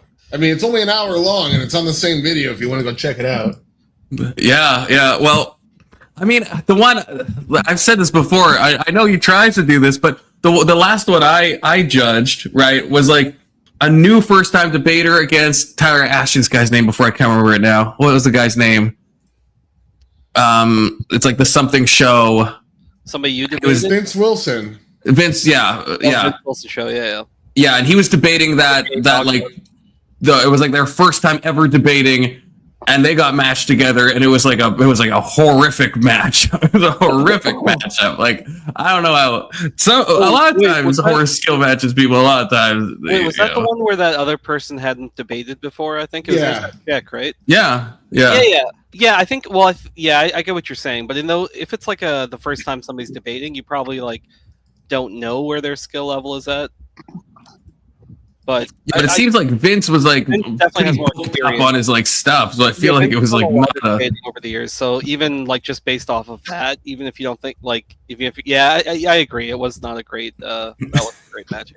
All of those, I think I rated all of those like somewhere like between like 8-2 or 9-1. I think all three of the debates that night, they were all just like crazy. None of those people have ever competed on the show before, so he was kind of like going off of like other people's shows or blah blah blah. One and two, the dude I debated also has never debated on that show before. So no, but this person has never debated ever. The one who went up against Vince, not just on Horse's show, like on any show. The wife of the guy I debated, other Tyler, that's his wife. Yeah, the wife of this guy on panel, Tyler. Yeah. Inferior Tyler or lesser Tyler. You can use either one. I don't. Yeah, retard Tyler. Yeah, retard Tyler works too. Yeah, I like it. Wait, does he have a handle he goes by as well, or no? Maybe a handler. Less significant Tyler. Yeah, mustache. There was someone in Horse's back I was talking to, and I can't remember who it fucking was, but I got good vibes off him. I'm trying to figure out if that was Tyler or not. Yeah. No, weird probably wasn't. uncle. It was like one of his mods. Okay, maybe it wasn't There's him. Doomer Patriot is one of his mods. No, it wasn't. Not him. So, I mean, obviously there's Let's Chief. Anuke. It might have been Anuke. Anuke. Oh, maybe. I thought his wife was on here, but unless that guy was Tyler, unless there was 2 wives, I'm not sure. I guess it doesn't matter, but yeah. Sarcastic Saint, that's part of the whole Jesus aesthetic. He's got to be really skinny. Indie Jesus is very, very skinny. Yeah, he's diseased. That is my goal, is to try to get people right around the same level. But since everybody keeps venerating or fetishizing Andrew Wilson, I'm not going to put Razor up against Andrew Wilson and push the go live button. That just wouldn't be fun to watch. No offense, Razor, nothing but love for you, brother, and we'll get you there eventually. Who in this community would you put up against Andrew Wilson? I will not answer that question live. Pretty fucking good at debate. Oh, I just remembered. Who was it that was going up against Game Boy in the debate that I judged? That was such a funny debate. Who the fuck did he face? It was Brandon. Brandon fucking. Oh right. Game Boy just like completely folded, but in like the funniest way. Like he's still a character the entire time. It's so good too because that dude does no prep and he's like almost mocking the whole formal debate, try hard style. And it's so good to watch somebody because he always gets matched against people that like don't know how to beat him hard enough for what he's doing. And he finally fucking did. It was so fucking satisfying to watch. And dude, I was supposed to debate him in a 3v3, and then like the day of, we found out that like he just like was no longer on the team. Somebody else took his spot. All right, Keelan, look. Yeah, he did apologize for his performance live. He's like, "Yeah, I didn't win. I misunderstood the prompt. I didn't prep." Like he was just like, he conceded everything instantly. All right, Keelan, look. I realize that you think Katie is the GOAT, but I already called dibs, bro. So you just back off, right? It's bro code here. She's mine, not yours. Okay. He did call dibs, yeah. Yeah, bros Dibs before is the roll of the day. As we know, women don't have a choice. Yeah. Thank you, Testy. Yeah, just. I'm not hating the mermaid outfit. Okay, I'm not hating it. It's a bold choice, but not hating it. It's fine. Afterwards. But the point is that I try my best to go based on skill levels, and so it's not about who I like the most. So if anybody, I don't know if I know he's a judge. He was a judge tonight. I don't know if he debates normally. Immediately, I hear that's got to be subjective, right, Horst? So it is. The first time he did actually was like last real quick. week. That's why we keep score. That's why we keep score. Go ahead. So it's not based on my preference. I have a chart. Oh, so you evaluate it based on the scores. That's how you determine skill level. Yes. The judgment I wouldn't say is meritocratic either, because by my account, and I'm not patting myself on the back, but I'm the only one who actually You're so condescending. Sure. And so, well, hold on. We'll get to this. Jesus and Gorps is biased as fuck, so their points are actually irrelevant. I'll agree. You can never. Hold on. I voted against it. You're not my opinion. You hold on. I'm almost done. One sentence. Yes, I agree you can't remove the bias, so I gotta slow this down because I feel like the spurgeoning is upon us. I don't vote. I don't put a score in. I think it's under one of the other I go topics. based- This one's fairly tame, if I'm not mistaken. Oh, it is? I could be. I didn't watch the entire thing. I just. Yeah. I got a message IJ because he was telling me when it gets crazy. That is what determines the score. I've done my best to try to prioritize scheduling judges who repeatedly vote against their own ideology. Again, Gorp said himself, like he was voting against his personal beliefs based on the actual performance that took place. Right, all of the judges I have seen multiple times. Yeah, I've got an anarcho-communist who has literally voted for fucking Tyler Aid multiple times because he fucking performed. So. If hold on, and then what you just said there, because he performed, this is why I've been trying to get this question answered. Tyler doesn't need performance enhancing drugs. Competitive debate more fetish. If it fetishes anything, Just does more fetishize the charisma aspect. I believe it has does. literally nothing to do with it. Well, no. Katie made a really good point when I challenged her with that. He doesn't understand. Yeah, it doesn't matter. So no, okay. There's no point explaining. There is required intelligence involved. I am. There is required intelligence involved in trial. You didn't do a good enough job. So let me steal man. It was a valid point. So even if you think about the fact that intelligence can be used, intelligence really is like problem solving, thinking around corners, being able to solve problems, things like that, right? Being able to understand and, as she said, manipulate. typically sociopath. Wait, you were on panel for this. So when does it? When do you remember what prompt it was where this Bergen gets going? My wife wanted me to come tuck her in, so I left for like an hour and then came back to the panel. I left this flat out. I was only here for like 10, 15 minutes. Yeah, well, it's the same night, Saint. That's why. This is the after party of the AVG thing. So that's why. 6:04 on the green time. What does that? Wait, what does that mean? The green time on the top right is when they start spurging at 6:04. Oh, the green time. Well, yeah. Timer goes from 30. It's 30 minutes per topic, so maybe it could be a different. Because I think where Indian Jesus said he started spurging at Mel was like, I think it's later on, and then. But I have whatever. I have no idea. We'll high intelligence. Yeah, and they understand how people tick. That's why they're able to control happen at people. 6, then we'll skip to the next one. Even though they might not know how to rewire a fucking Honda, and they might not be sending any rockets to the moon, they actually do understand how people tick, and that understanding is intelligence. So to be charming, you have to have a level of intelligence. You may not be smart in other ways, but you are at least socially intelligent and can manipulate people. Is that correct, what you were saying, Katie? Oh, I'm gonna, brother. I'm What gonna. we're doing here. Can I ask a question? You can ask another one. No. Yeah. Push back on please. Ask your question. It's a dad joke. Yeah, go ahead. Yeah, I want to ask you, since because this is interesting for me and how you evaluate things. So Gorp did say that he voted against his actual opinions, but also Gorp literally said, I understand that a lot of time in the debate was wasted about things that weren't about the prompt. So that was good. And that means that you win. So how do you feel about that in terms of how your debates are constructed? Mad at the judge's judgment. Are not even what matters at all. It's about who can waste the most time in a conversation to distract from the prompt. But your own judgment. I'm sure. You actually got that backwards. My criticism was that, in my view, Katie, you are the reason that there was a probably 10-minute-ish pause in the middle of the debate, and that there was a lot of debating around that was not actually relevant to the prompt that I believe you caused, and that lost you a bunch of points. And that's why you lost. Okay. But that's the explanation, is whenever he felt that somebody was distracting from the actual debate, he scored against it.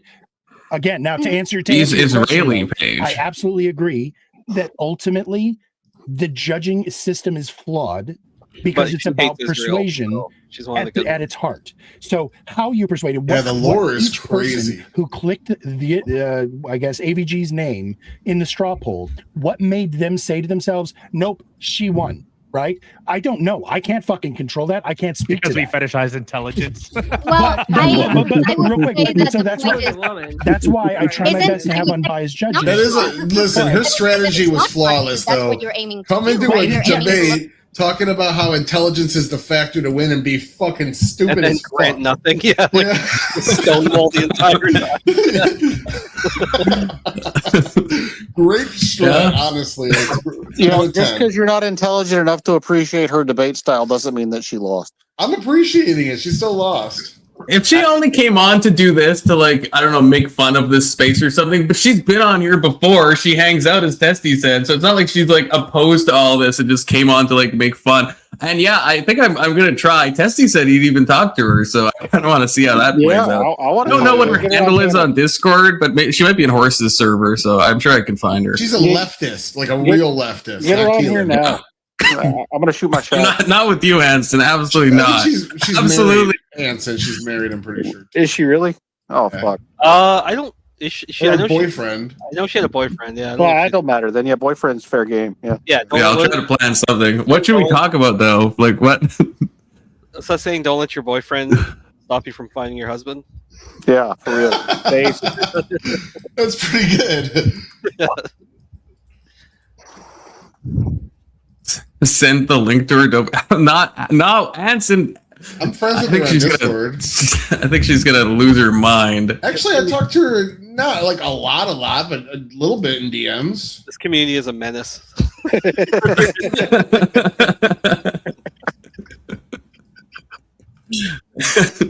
For who's the most persuasive. Yes. So it works exactly as intended. It's not about the actual point. It's about who made the audience feel most whatever. Right? Yes. Who persuaded the audience? Yes, that is we can ultimately see what how debate it- is.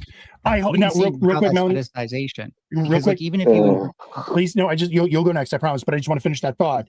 So, my bad. no, it's okay. I want us to be able to sit at the table with people we disagree with. The only way we're going to do that is if we're not insulting, shouting slurs, and fucking making fun of them. The reason that we do what we do No, here you is can to help shout people learn slurs how and to still get communicate along. them We do it all the so that the time. actual Yeah, this is high-brained, a smart people common conversations can confluence take tactic. place elsewhere. Slurs are to one of the figure out best solutions. parts. I want people to be able to go back to talking to the uncle that they stopped inviting to Thanksgiving. And I hope that Base what we're doing stores. Oh wow, here this can hits show her people home. how to do That hits her close to Sorry, home go because ahead, she Mel. disowned her parents. Yeah, I just wonder if we will bring So she's so into mad. of like whole intelligence versus singular aspects. Because even if I agree, which I don't fully agree, I don't that even know social that's true. manipulation is intelligence in of itself. That I is think in the true. debate Manifestation. context, I there's the capacity I to just do told it, my but I'm not parents gonna too. do They that. were thinking about I would say that Honestly, it it's kind of fetishizes out it of by bounds. only focusing on that one core aspect of intelligence and highlighting that over don't know all what other happened forms there. of intelligence. So you're trying to make an accessible show, but without something meritocratic, it basically just does end up being who's more persuasive in terms of, and this is more of a media dynamics, but in terms of the audience you attract and repel too.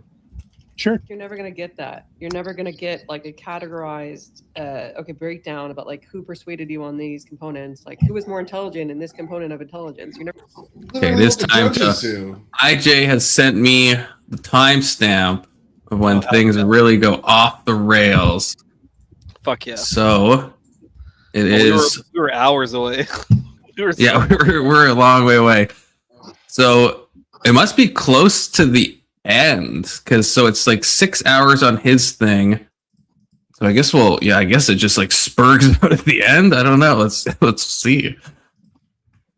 So here you Melanie, go. He already did Not give you the happening. quote. What happened to the hot chick? Okay, they're already a little too far apparently. Yeah, Katie might have left at this point. No. People decided to get lost in the weeds on, which is fine. But Yeah, we're as I just pointed jumping out, Yes, when you feel raise, entitled or to however you something, say that. feel entitled to its cultural. Did I send the link to Katie? Someone else can. I'm not gonna the culture. That's the invite Katie to a future panel. What's wrong with what's I don't the wanna problem do it. of me going to a dojo and becoming a taekwondo master, even though I don't know what it have the is. ethnic If background? someone wants to What's the invite problem? Katie, they're happy to. I don't want to do it. I don't. I what happens could is do we it end up immediately if I appropriating wanted things to. I when we do feel not want. entitled to them. So that's not the same as the dojo, which was an Just got rid of example Kirk and cultural Food Toy. appreciation. If you can't keep up, don't respond to what I'm fucking saying. Now to Yeah, finish. I'm still waiting for a now to response. finish my fucking point. Thank you. Oh, She's in a way different time zone than us. That this. Oh, that right. Yeah, if she is in the Netherlands, it's pretty early. And actually, the reason why it's a bad thing is because these cultures Oh, the become Netherlands. invisible. If you I don't, will, if you're going to bear have a melting down. pot, if you're going to I have a can melting explain that one. pot, if you're going to have a melting pot, that melting pot cannot make the cultures that are melting into it invisible. That makes no sense. No. I'll explain it for you, Razor, because I was going to make this point myself. I was waiting my turn. I actually have read. There was a big article about Jeep Cherokees and the fact that that was cultural appropriation and that it was inappropriate to use, and that somebody somewhere was suddenly booty hurt about that terminology. So there was this video where they went to a Cherokee reservation. And we're asking people, and universally, every person that they walked up to on the street were like, "No, I love the fact that they're saying our fucking tribe every day. The Redskins. That word is still in their mouths. Exactly. That means The more Redskins- to us than somebody putting that term on it. Well, again, but the fact that it makes you still culturally relevant, or still in those words continue. I think Horse those lives in ideas persist, California, and doesn't he? That's more Doxing. beneficial than somebody putting that on the back of the Crazy. fucking car. Yeah, that was part of my argument too. by Right, the but way. the bottom line here is that it's all going to be arbitrary based on your own personal opinion. There's no clear line as No to when, monolith. oh, this is okay or that's okay. And so to say that Doesn't actually, there's a dominant culture, and there's whether or not. oh, so the mob rule. You want to rules live by that mob raisers- rule. Yeah, but exactly. No, The mob is not going to be on your side. the tools that No, Razor hold prescribe, on. the tools that Razor prescribe do not undo the damages, just like in the Sound like he's from the Midwest, yeah. that were done, and the information we now have does not undo the damages. It did Shut not- up, Mel. There's no justice. Yeah, What so damage the did idea, hold on. the Cherokee Yeah, is it do, Mel right? squirting out? Like, I do want who to. gives a shit? It's like a daily thing. Apparently, things get crazy. Yeah, he needs to take his mind off. oh, that's such You'll go woke next, Tyler. bullshit. You'll go next, Tyler. Don't worry. Don't worry, Tyler.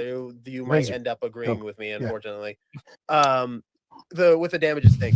I could almost agree with the fact that there is still going to be quote damages, but the best thing you can do is just acknowledge it was there and move the fuck on. Wait, where does Horace live now? Does he live in Washington now? Not Cali? I know he's PST. Maybe I just assumed Cali.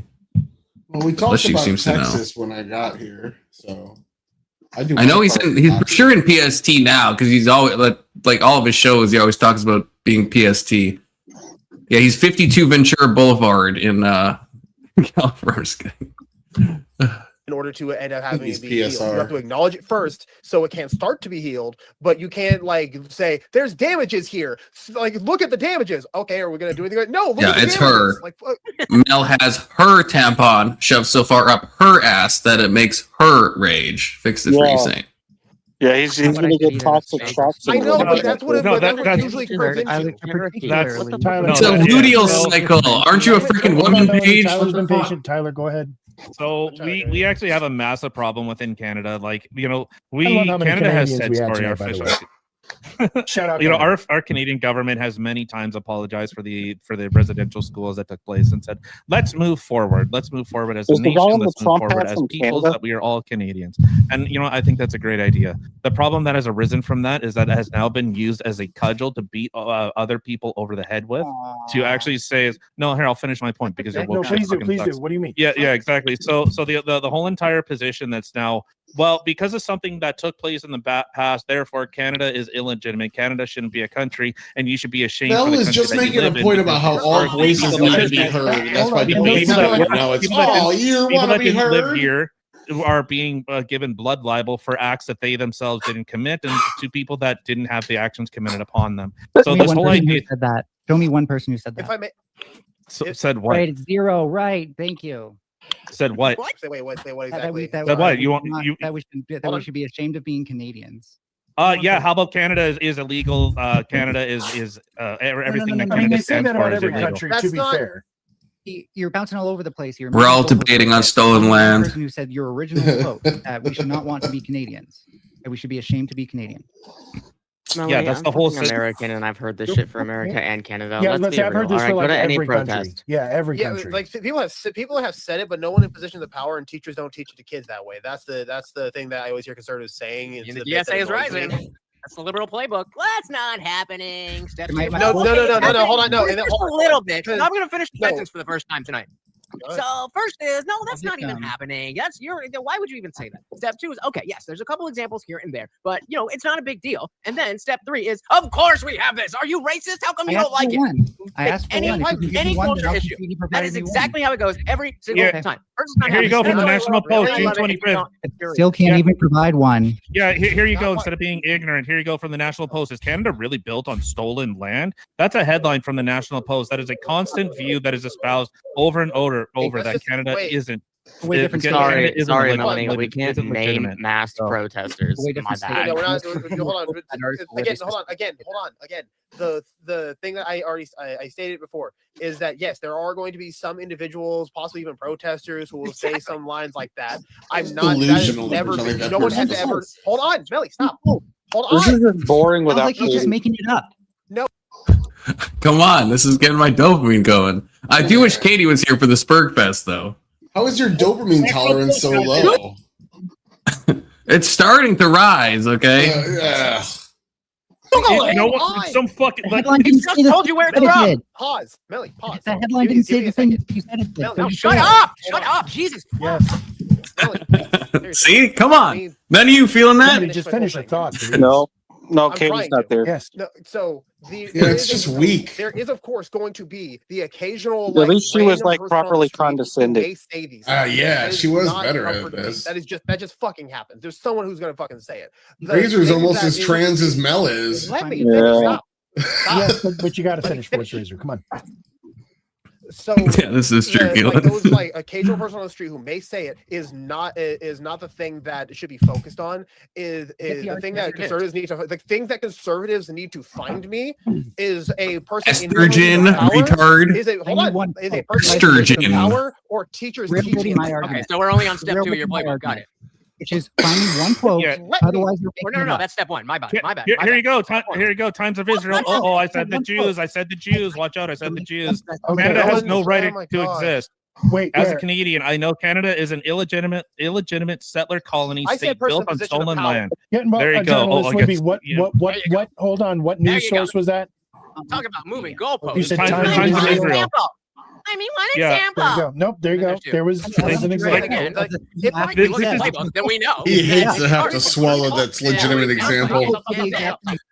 I think Horace should just have me as a judge like every week. Okay, I think I should just be a perma judge. Okay, I'm just gonna say that. Okay, I judge fairly. I don't crash out. I think I should just be a permanent judge. Okay, I'll have to talk to Horace about that. None of this rotation through people, fairness, whatever. No, absolutely not. Because I mean, it should be. It's not. I mean, I will spurg out a medal too, but I like to think I wouldn't spurg out as hard if I was on Horace's channel against Mel. But I mean, who's to say? You wouldn't be able to drink if you were a judge every night. When I'm on Horses, that's the one time on the weekend where I do heavily limit because I take his platform seriously. Unironically, you wouldn't be able to drink if you did it. Yeah, it'd probably be good. It'd probably be good for me. But oh yeah, I do want to say I always imagine this world because when I was doing my debate against Testy and Brandon, I could have assembled, and I told Horace this at the beginning that this is who I wanted, and then of course I said I'm joking after, but because I had Mel and Kirk, so I could have picked both Mel and Kirk as my debate teammates, and I in some ways like I didn't want to like obviously waste a debate opportunity, so I didn't do that, but I do want to think about what that would have been like if it was me, Kirk, and Mel against Testy and Brandon and whoever the other guy was, MC Hammer. That would have been a good time. Apparently, I'm going in a 2-on-2 against Kinetic Kel in a week. She's debating. Yeah, I think that's going to be a slaughter. Is she on sober? Horses? No. Yeah, she's sober. It's me and Gibbs against Kel and Doobie, I think. So the rehab stuck with her. I was worried about her when she went to rehab. Yeah, no, to my knowledge, it's stuck. Well, good from the last. Yeah, I think she's doing well. Yeah. She's a good young lady. Kel can't debate for shit. Yeah, that's true. Good to see you, Navy. She is an idiot, but she's a good young lady. Yeah, entertaining. I don't think it's going to go too well. Not the best debater, but for entertainment's sake, always a fun time. I like her. Yeah. I like to have drink with her. You know? I would dare say that Speakeasy was unfair to her and should apologize. You talking shit about Kel? We're talking positive stuff about Kel. Yeah, she's true. Yeah, we're talking true. She's someone I want to have a drink with. Yeah, real shit. She really needs to get Don't married. say that. Yeah, that's not fucked up. I'm sorry. She needs to find herself a nice right-wing man to settle her down and give her 3.5 children. Unironically, yeah, that's the thing. It's just, yeah. And building because you people are actually advocating for these ideas. No, we're not going to hold on. You shut the fuck up while I'm talking. You see me moving my hands in my mouth. I'm talking, and I can definitely keep this up longer than you. I promise. Please, Lutch, just keep going. I promise you. I'm listening to you. Keep going. Yep. Indian Jesus. Are we good? Am I allowed to finish my sentence now? Yes. Oh yeah, go ahead, and then here I'll set this to rest right here. Please, Lutch, finish. So the fact that you're saying it doesn't happen, even if we just found only a. It's going to be a dual one. Me and you on Obsession, and then I'll take on Tyler. I'll take on all you fucks one-on-one on your poor media literacy, okay?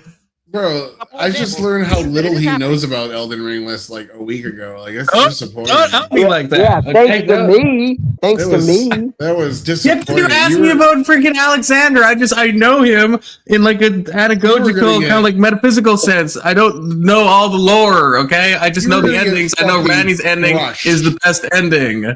Crushed. Like, it's like the gap of knowledge is night and day based off. You just got to book up. If I get freaking booked up, I'll freaking blow your socks off. That's the least sexual way I can follow that up. Watching fucking lore videos and shit at night when I'm going to bed. Oh shit! Like a 5 hour long yeah, I didn't videos, realize. Well, bro. fuck. I know everything. Like mechanically, I could rip Tyler's balls off and Keelan's and all these fucks. I know everything about Elden Ring from a gameplay point of view, but from the lore point of view. Right now? Do you want to just do a 1v1 and see how that goes? First of all, I would rip your balls off. You're the kind of guy who would just like rivers of blood me to death, and it'd be like, wow, what a novel build you have. I have 3 different PvP builds on characters right now. I'm ready to go. I do it all the fucking time. Oh shit! Okay, then you almost certainly. I have done very little PvP. No, I use Melania's thing because you don't know how to dodge that. That takes skill, and you're not ready. Waterfowl? You don't think I can dodge waterfowl dance? Are you freaking nuts, bro? Not when you have other shit going on. Nah, you don't even know. You don't even know. You don't even know. You don't know Confluent. There's so many unknown unknowns. You don't even know. I do know. Oh, you know. There's no water again, Keelan, I'd have to watch it again. Yeah, I'd have to. If I was doing proper debate, I'd watch it again. I'd take notes, and then I'd rip your fucking balls asunder. That's what would happen. Okay, so yeah, is your cursory watching a movie once memory better than me? Yeah, it is. But similar to Tyler, he might fall asleep to this shit. I think I could book myself enough up that I think I could rip his balls off too. Albeit they would be more hard to rip off. I'd have to put more kind of torque. Maybe do a little twisting action first, and then the heaving. You know, that's what I'm thinking. Yeah, not with my mouth. Yeah, that comes after. With someone else comes after. Well, you hide in religion and morality. You're safe over there. Don't even at me. Don't at me with Dark Souls. Each Dark Souls like 10 times. Okay. Because when you actually ask, not a lot of it now. There will be more of it later because and where can I find where they said why it? we are pushing against. What is something that kind of sounds like the thing I want to keep going. There'll be more in the future, and we don't want that. Oh, So keep stopping you from here. You get it? Well, here you go. We already did give you the quote. We have a little bit. Of course, so if you don't like I don't understand why. Does he know what a direct quote is? Yes, Melanie. Tyler WO does not know what a direct quote is. He is giving you a direct quote. You know what a direct quote is. Here you go. Here you go. Okay, everybody stop. Let Tyler talk. Tyler, give us your direct quote, please. Tyler, go ahead. Melanie, please, just hold on. See, usually this is, I don't know if Mel does this to other people, but when this stuff happens, this is when Mel starts attacking me. And she's like, you're a bad moderator. You're not controlling. You're not letting me speak. So I wonder if she does that to Horse. Well, that's just something that she pulls out against me. It's because you guys. Because usually in these contexts, she'd be like, too. When Mel's in a bad mood, it goes after Testy. So wait, what? Testy, is this true? I don't think I've seen this. Dude, Mel made me fucking soy out or spurg out just from the chat. Because I said some fucking thing, and she's like, "Oh, you're so funny. You make so many funny jokes." And then she just fucking kept that's right. That was when I was judging one of the debates. Yeah, that's when I was judging one of Horses, and she just was going after you. That's right. I remember this now. Okay. And then, and she has done that in the past, where I'm just fucking literally minding my own business, and then just something that's like a fucking pit bull when they lock their jaws, they just fucking. Yeah, it is because you just said some normal joke, and then she just went off on it. Like it wasn't an offensive thing, just like a joke that people found funny, and for some reason other people finding it funny. She was so fucking pissed at, and it turned into like a 3-hour spurg fest in chat. There's a reason. It doesn't happen to fucking Anson.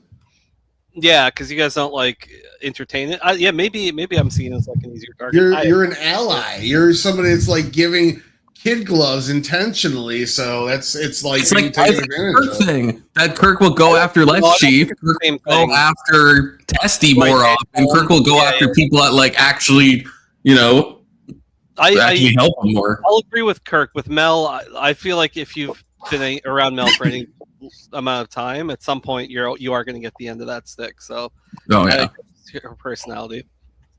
Yeah. I was in the chat today. I popped in to give Ice Beans the little eye emote just to make my presence known, and I left. But still let her know I'm around. Okay, I'm around. She doesn't thank me for that raid. Ignoring me and all my raiders crazy times. I remember that. Good times. Millie, fucking hold the hell on, Millie. I will say when we stream sniped ice beans, that was a fun evening. I don't know if that was untoward, but I thoroughly enjoyed myself with that. Which is playing Dark Souls and fighting Manus of the Abyss. Oh, that's good right. night. I mean, Just shut your goddamn mouth and no let one's us finish saying full it. goddamn Okay, sentences. no one Don't of interrupt power us and saying shit. it. Oh, there we go. Let Yeah, Tyler Razor go. jumps in. You can make your own point. Millie, shut up. Millie, just shut up. and let Tyler Let's speak. see the goalpost shift for a third time. Jagmeet Singh, who's the leader. I'm more on your side. Tyler on Woe this was one, Melanie, talking. but you Everybody, I shut swear to up. God, I'm going to start muting people. Please don't make me start Melanie, muting you need to people. shut up. Tyler Woe, just So- finish your Why- quote. why- Thank you, I- sir. Please, No, Tyler, please, no, Let answer Tyler the go. question. Let Tyler all go. time. No, let Tyler go. Don't say a word until Jake- he's done. Please. Jagmeet Singh, who is the leader of the New Democratic Party of Canada, which is the third largest political party Ooh, Testy, that's your guy. in Canada. Singh affirmed that Canada exists on stolen Indigenous land. You stand that line guy, of argument. Testy? This line of argument, like Mel did a horrible job calling it out because she gets pedantic as fuck. But like he is, maybe you know what? Maybe actually you might actually agree with him. So I'm just let it play. Maybe you are going to agree with what he says. I don't like Singh. I don't like Singh very much. I'm not gonna lie to you. So I'm That's tempted nothing to to agree already without Sounds even Asian to hearing what me. he said. The Asian? No, Jagmeet Singh. Does that sound Asian to you? Yeah, You gotta it come to does. Canada, Last man. name. You gotta come to Canada if that sounds Asian to you. It's Avi That Lewis. sounds Asian as fuck. Doesn't it? That's crazy. See, the Testy, that obviously would not be. I guess it's Asian in the technical sense, but not Asian. It absolutely is Asian. I don't know what you're talking. Asian in the fact that Testy is Asian sense, I guess. Yeah, yeah, 100% Chinese. Tessie, what's your real name so we can judge? Yeah. Give us your real name. I had a cousin that worked at a pizzeria, and his name was Pete Pan.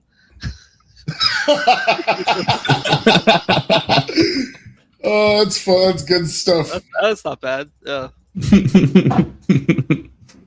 And arguing that the government must recognize this reality to achieve true reconciliation. Canada exists on stolen Indigenous land. Canada has no right to fucking exist. There you go. Let's shift the goalpost again, please, Where for did the third that say? time. Where did that say we should be ashamed to be Canadians, or we should not want to be Canadians? Did you not? Canada. Yeah, this is what she hedges on. It's like What do it's you functionally just saying said? the same What do thing. you mean? Oh my God. But she's looking for this exact quote that he said. Just like fuck me, dude. Should I pull up a meme? Like, I'm sorry that asking you for a is it direct left? quote from the start is so Leftists hard. intentionally Hold on, don't no. understand things to make conversation impossible. Melanie, I need you to pause. Melanie, I need you to pause real quick. Let me ask I Tyler a question. can respond to the No, person Melanie, who's stop. arguing against me. No, Razor, let her respond. Razor, let her respond, please. attention that I want, No, so I'm gonna whine and Lutch, bitch. let her respond, and then we're going to move past this. Please go ahead. On to what Tyler said. Why was what he just said to you not a direct quote representative of? To be fair, about 3/4 of what he said. He made several claims earlier. You said, "Who said that?" He gave you. Yeah, it was literally like 3/4 of what he said. He said. Like, One of fuck. them, it's not the exact wording. Fair enough. But what he did read to you.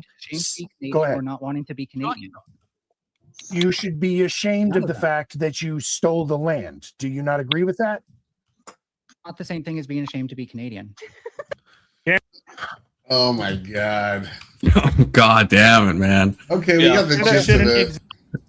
No, I want to hear this play out. I want to hear this play out. Hey, tell that to Palestine shouldn't exist because I said so. Palestine shouldn't Canada exist. should not exist. Hold on, I need something. Canada should not exist. They said Canada exists on stolen land. Those are two different statements. Really quick, hold on. I need a reason. I need a small reason. Let's just roast him. I need a small reason. Okay, I'm going to ask like Melanie and Tyler one thing, and I need them to respond and neither interrupt. Tyler, not Tyler. Melanie first. What is the quote you were exactly looking for? We should be ashamed to be Canadian. We should not want to be Canadian. Okay, that was now. Stop. Stop. That's all I needed. That's all I needed. Now, Tyler, that quote that you just brought up. Can you please read it to us again? Are you still, Tyler? Are you there? You're muted. You're muted. Sorry, I was muted. You mean from Jagmeet Singh? Yes, the one from that cited reference, in its entirety. Canada exists on stolen Indigenous land, arguing that the government must recognize this reality to achieve true reconciliation. Okay, now I'm kind of on Mel's side because that's not a quote. That's not a quote if you think about it.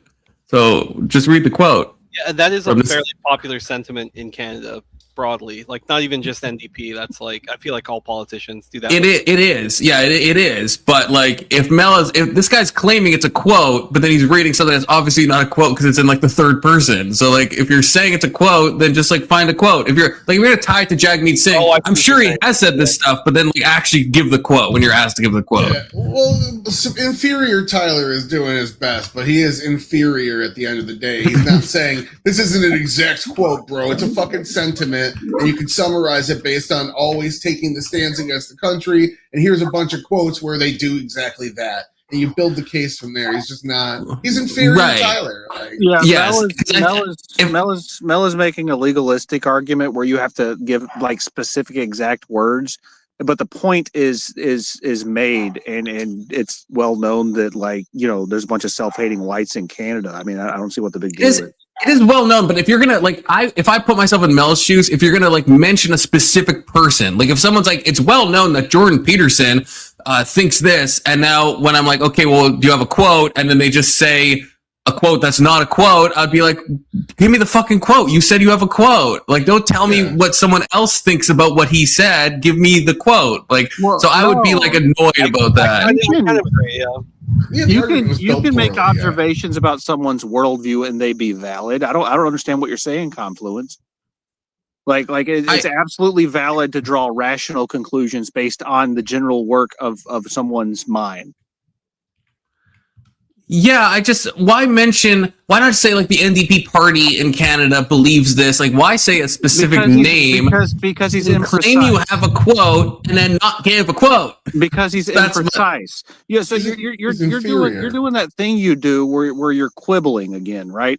And that's where you get along. I don't think that's quibbling. That's where you get along with Mel because y'all are both like that, right?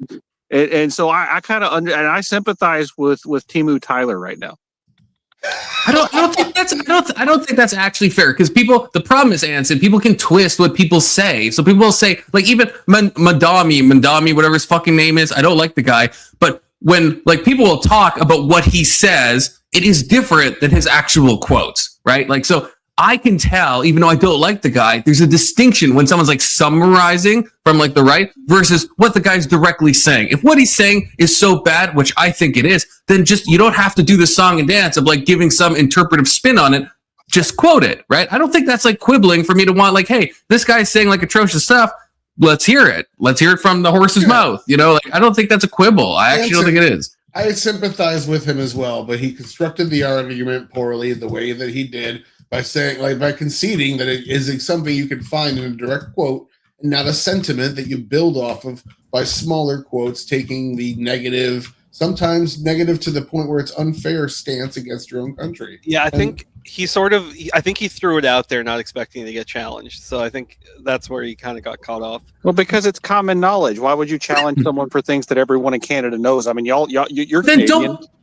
Don't tie it to Jagmeet Singh. Just say this is a common sentiment in Canada. I would allow that, and then I would actually allow your critique of me saying I'm quibbling. But if you're going to say a specific name, you should have a specific quote. I think that's fair. Well, no, that's quibbling. If you know that the person that said it is the kind of person who would say it and have those beliefs, it's irrelevant. Are you listening to yourself, Anson? Are you listening to yourself? I am. I can draw conclusions and generalities based on whatever a libtard says and say, all right, libtards say these specific things and say them. And then, if someone says, well, you have to have a quote, I'll be like, fuck you.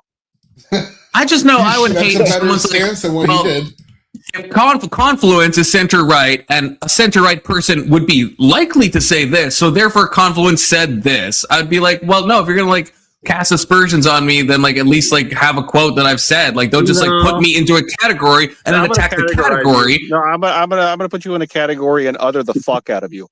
Nobody puts Confluence in the corner. Whoa, that sounds a little sexual. Out of the category. Okay, we got. Thank you, Neon. I feel like this is a song that I don't know. So I don't know if I get the reference. Roxanne, all she wants to do is party all night long. Is this a song that I don't know? Does anyone know? It's Is this the same as like, I don't want to wear it, Roxanne, I don't want to wear the red dress, or am I confusing songs? Oh, you don't have to put up the red light. Red light. Yeah, because she's yeah. Okay, That's fine. Is that the same song though? Yeah, the right song. You don't have to wear that dress tonight as one of the lyrics in the songs. That's true. Oh, there we go. Oh, it's close. I just, that's almost a direct quote. Yeah, that was sounds like y'all be quibbling with me. Okay, that's what it sounds like. Thank you, Neon Phoenix Original, for the $5. And that probably, this probably wasn't allowed, so I did delete it. I didn't see it, but if you want a Fed post, you can. But that's a weird response to something untoward being posted. Wait, so I did Google it. So it is a line from a song, but it's from a song by Arizona Zervos. It's interesting. Yep. Do you want the Fed post, Keelan? Like, this is like the Kirkian thing where it's like you see someone else Fed posting, you're like, wait, they're saying something immoral. Does that mean I can also? It's like, do you want to say immoral things? Like, is that? I don't know. That shouldn't be your instinct. I would He's in favor of Palestine, so I could see that being something he instinctually leans toward. Yeah, no, that's what I mean. It's like just because someone said something bad about you, is your main instinct to be like, well, now I want to say my truth. I want to go mask off. It's like, well, okay, I guess that's a thing you could do, but like, dude, I want to Fed post so much all the time, and I just I keep myself. What's with you people? I don't try to curb myself. I have no desire to Fed post. I'll say it in like DMs or actually my friend, my IRL friend, I'll text them and I'll send them all my worst thoughts. He'll do the same for me. See, this is the kind of Fed posting we allow from Brandon. Enjoy the mass swatting of your home. Damn. Bro is threatening to blow up my 1-bedroom apartment. He's threatening to mass swat. I mean, you two just got to deal with this guy at some point. It's just crazy. What is that? Crazy. It's soda? No, Anthony's playing with his dog. Yeah, my dogs are having fun. Good. At least that he refuses to show. He refuses to show the pups, which is crazy because we saw the pups originally. He won't give us a pup update, if you will. If you must. As long as they're getting attention, I'm fine with that. Mm-hmm. He's beating his dogs. He's having them fight each other. Yeah, I mean, are you running an illegal dog fighting ring, Anson? Beat that ass. No, they're just playing with each other, man. They're puppies. They like to growl and jump on each other and try and kill each other. Yeah, my dogs do that. Normal dog thing. Yeah. It's about 9 hours. Then they sleep and eat and shit on the floor after going out for like a half an hour long walk. Come right in and shit right on the floor. Yeah. Yeah, that sounds like a spite thing. That's what I would do if you invited me to your place, Tyler. We'd go on a long walk, and I'd come into your place, and I'd just shit right in the middle of the living room. In fairness, I do that too. In my culture, it's a sign of respect, actually. Yeah, that's like the precursor to playing baseball in your culture, right? Yeah, exactly. Yeah, you just grab the ball up and start flinging it. Yeah, that's how baseball was invented. Yeah, that's the origin. Yeah, it's actually not an American sport. Yeah. Okay, we'll do maybe 5 more minutes of this just to see a bit more crash out. I think there's some meat on these bones still, possibly. Proud of that, Mel? This position puts him at odds with Prime Minister Justin Trudeau, who repeatedly did blah blah blah. Hold on, I think that's it. Yep. So okay, yeah. Okay, that first bit. Tyler, I did not hear. I will say. Hold on. I'm not. Wow, dude. Like seriously. Well, no, Tyler, Melly. I'm having. I need to have this. I need to. Please, let me do please this. just land the plane for me, brother. Now, Razor has ADHD, so it takes him a long time to get where he's going. I feel like, I like him, but I do feel like he acknowledges it, but it takes him a while to land the plane. Yeah. And bro, I just want to say he's got too many props. He's got too many props going on. Okay. He's got like the little Minecraft hammer. He's got the meme glasses, the cat. It's too much. I like Razor. He's on this panel. Too many props at the same time. Okay. I think you don't have enough props. Keelan, has a good use of props. Okay. Despite him being a leftist, he pulls them out sparingly, context dependent. Razor is kind of just ADHDing his props, right? It's all the props all the time. It's like, it's too much. You have to be sensible about this stuff. My dogs are humping each other. Wow. I think that's like incest and lesbian. You should stop that if you think about it. Let him props. cook. You're the freaking king of props. Yeah, I mean, what's gonna happen? Keelan? Dude, some of those books that you pull out, like your book, like drops are epic sometimes. Yeah, the book drops, the lightsabers, the glasses, the camera. It's like they're real. I know you. Last time I said this, you're like, it's a real camera. I'm like, I fucking know, but like to pull out the camera at the good time and take the snapshot, right? It's a good use of props, right? So he's giving you props on your props. He's got the Saturn V rocket. Props for the props. Yeah, the Saturn V rocket too. Testy's holding back his book lore. Nah, Testy doesn't. Testy's not the kind of guy who reads books, you know. I've read a lot of sci-fi and like some philosophy. I'm not super well read in general. Books okay, Keelan called it out. Seems to be a big sci-fi guy. Yeah, so it seems to be right. I have read a lot of sci-fi books. Yeah. You can't audiobook it. I've not even drinking wine. I'm drinking a truly unruly right now. Sarcastic saying, "How dare you say I'm drinking wine?" What the fuck is that? Is that Canadian? It better be. I sure fucking hope so. Well, I wouldn't be on the shelves if it wasn't, probably. So I guess it is. No, I think they allowed. Oh wait, no, because White Claws are here, and those are American. Yeah. Just the spirits, I guess, that are bad. Fucking welcome. Yeah, because we have Budweiser and stuff. Yeah, what am I talking about? Yeah, just the spirits that are. Yeah. You're fucking welcome. Although now, you guys saw this? I'm assuming in the news today. Mark Carney has declared a trade war, which is the thing that happened today. And then Trump is saying a bunch of shit. And then Doug Ford, I can never remember if that's the guy who smoked crack or if it's his brother. That's one of them smoked crack. It was Rob Ford that smoked crack, but that guy was based. That guy's like the Hunter Biden of Canada. Because Rob Ford was so popular, even though he smoked crack and he was like had these problems. And then when he passed away, because of his popularity, that's why his brother got elected. That's the only reason Doug Ford got into office. Like, he was not doing well politically, and then when his brother's death kind of like sent him into the fucking stratosphere, and that's the only reason that he fucking became the mayor. I only found out today that the other brother is dead, Rob Ford. I only found that today. I don't think I knew that. Yeah, he died quite a while back. Yeah, or I didn't know that. Rip. I believe I was today years old is how you say that. Yeah. Oh yes, yeah. Well, Brothers Karamazov is a great book, Keelan. Oh, that's a book that's been on my next to read list for 4 years now, which is sad. It's a massive book. That's why I keep putting it off, because I want to I want to read it so bad. It's on my next to read, but I'm like, this is such a big fucking book, but I really think I'd enjoy it. I just got the idiot to read it. I'll use that as a prop. Hold on.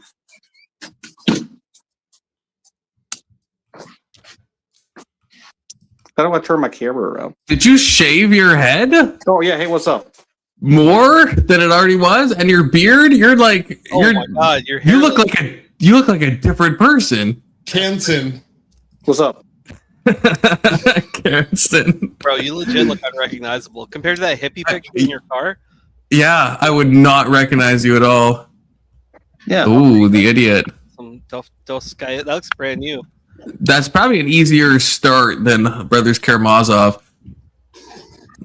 Oh, now we're back to this goon photo that Hanson has. Taylor Swift and somebody else. That's not. Yeah. Oops, the wrong thing. Is that Taylor Swift? Why do I keep going to the wrong thing? What chapter of the Clanian, brother? Oh, generic blonde chick. Could be. Yeah, I don't know. I'm face blind. Can't tell. AI is beautiful. You just typed in blonde chick and it made Taylor Swift. That checks out. Yeah, Anson looks unreal. I'm also, again, I'm face blind, so I can't. But I would not recognize Anson. I would not. I would think if he cammed up, I would think it's a fake Anson. I wouldn't let him on my panel. Unironically, I'd be like, no, obviously not Anson. That's crazy, Anson. What made you do that, by the way? Oh, I shave, a couple of times a year. You just never knew Anson is all. That's really what it is, Confluence. You just never really knew him. This is a question. This is the question that I have as well, Brandon. The ortho community, I kind of agree with you.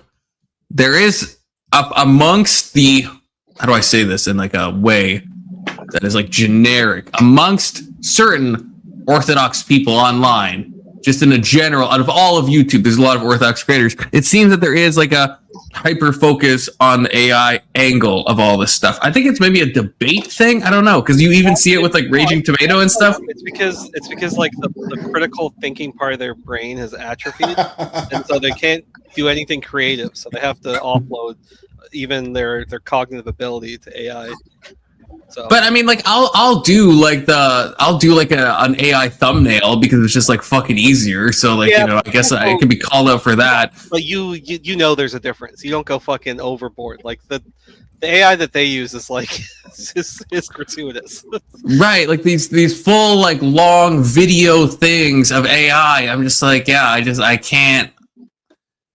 Like, yeah, it's like it's not for me. It's not even like a moral position. Like it could be. That's a different conversation, but like just like the like aesthetically, there's something kind of repulsive about that like AI video aesthetic where you can clearly tell. Like it's fine for like a meme or a joke, but where it's like something that's like more than like 10 seconds long, you know, that you're using, it's like, yeah, it's, I don't know, it's just too much. It's too much. I am extremely submerged into the AI world at this point. Like I use AI. See, I wasn't even thinking Brandon meant that, but then Brandon's saying, maybe I'm talking about a different thing. Yeah, I'm thinking more of like the songs and like the longer videos and like the intros and all that stuff where I'm just like, where it just feels like. Have you ever seen fucking Marte's AI thumbnails? Like they're so laughably cheesy. Oh no, I haven't. Yeah, he goes a little hard on them, but no, like AI at this, like if you're not using AI in like almost every facet of your life, you're just gonna eventually fall behind. Yeah, but learn to code. Not even like coding is even for coders now at this point. Learn to code is like learn to prompt. So 2008. Learn to prompt. Yeah, unironically, yes. Like you're falling behind. It's not even like that. It's just like offloading your bitch work to it. Like I offload a ton of my bitch work to AI. But that's a good use of AI. But I watched some random video today because I was like bored at work, and I was like, I'll put this on, and it was about like tattoo artists that were like using AI and then putting AI art on people's bodies. And can we agree that's at least egregious? Because that's something you shouldn't offload. Again, I keep going back to when they said like AI is gonna like, hey, yeah, it'll take your easy work so you can focus on creativity. But now it's like people are using it to do the creativity part. As long as the client is like aware of it, then I think it's fine. If they're not aware of it though. Okay, there's times when they're not. To me, that's something super dishonest. It would be like selling AI art, not saying it's AI art or some shit like that. It's like there's something that feels very dishonest about that. But I don't have an issue with the use of the AI specifically. It would just be like, yeah, you should be upfront about the fact that you're using AI, especially for tattoos. It's that, and it's again, like it's hard for me to tease it apart because part of it, I think, like I understand obviously why everyone hates AI and they're like against it on like some moral level for artistic things, but a lot of it for me is like just like a knee jerk. It just looks bad like that. Like most people wouldn't want an AI thing on their body. You know what I mean? Like it's just like you could pay an artist and get something that looks like a million times better, or just let the tattoo artists themselves like do their own thing. Like that would be just better, like aesthetically, like not even morally. Generally, the best way, the results that I've seen is when you do like your basic for an image. I've never done like videos and stuff, but you do an image and then you isolate a certain part of the image, and you're like, okay, just change this, and then like it's easier to hone and like, I guess what do you call it? Yeah, just like make it look better in pieces. Then, because usually the first iteration it will have some weird artifacts or weird shit that you didn't expect. But I don't know. I'm not.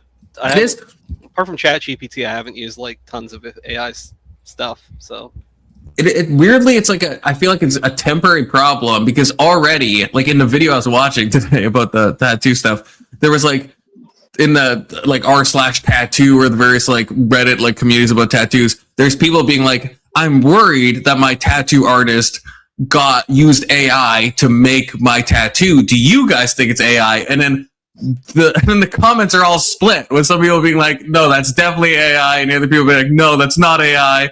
And so it's like that's the weird thing. It's like people can't tell the difference in like it's AI has gotten that good where it's like in some cases it's obvious, but in some cases it's not obvious, and that's why people get mad when they feel tricked. It's just like with the AI music stuff. Like there has been stuff with like the Crucible, for example. There was a song at the time I wasn't even really AI music wasn't on my radar, and there was a song he played, and I was like trying to Google the song based on the lyrics. I'm like, oh, the song kind of slaps, and I couldn't find them. Like, why can't I find this song based on the lyrics? And I found out that Andrew Wilson was like using like AI to like make a song. I was like, this song's actually pretty good. And I wouldn't have known it was AI. It sounded like a good song.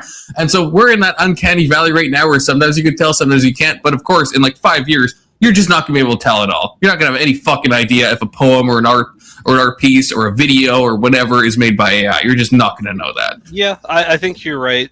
Was it? I don't know if somebody here. Man, you guys talking about AI. I was just fucking around in the chat, but AI. Yeah, welcome. Sorry, Testy, finish your thing. Sorry, I didn't mean to interrupt. Oh no, there was. I don't know if it was I don't know why I thought Tyler told me this, but maybe it was somebody else entirely.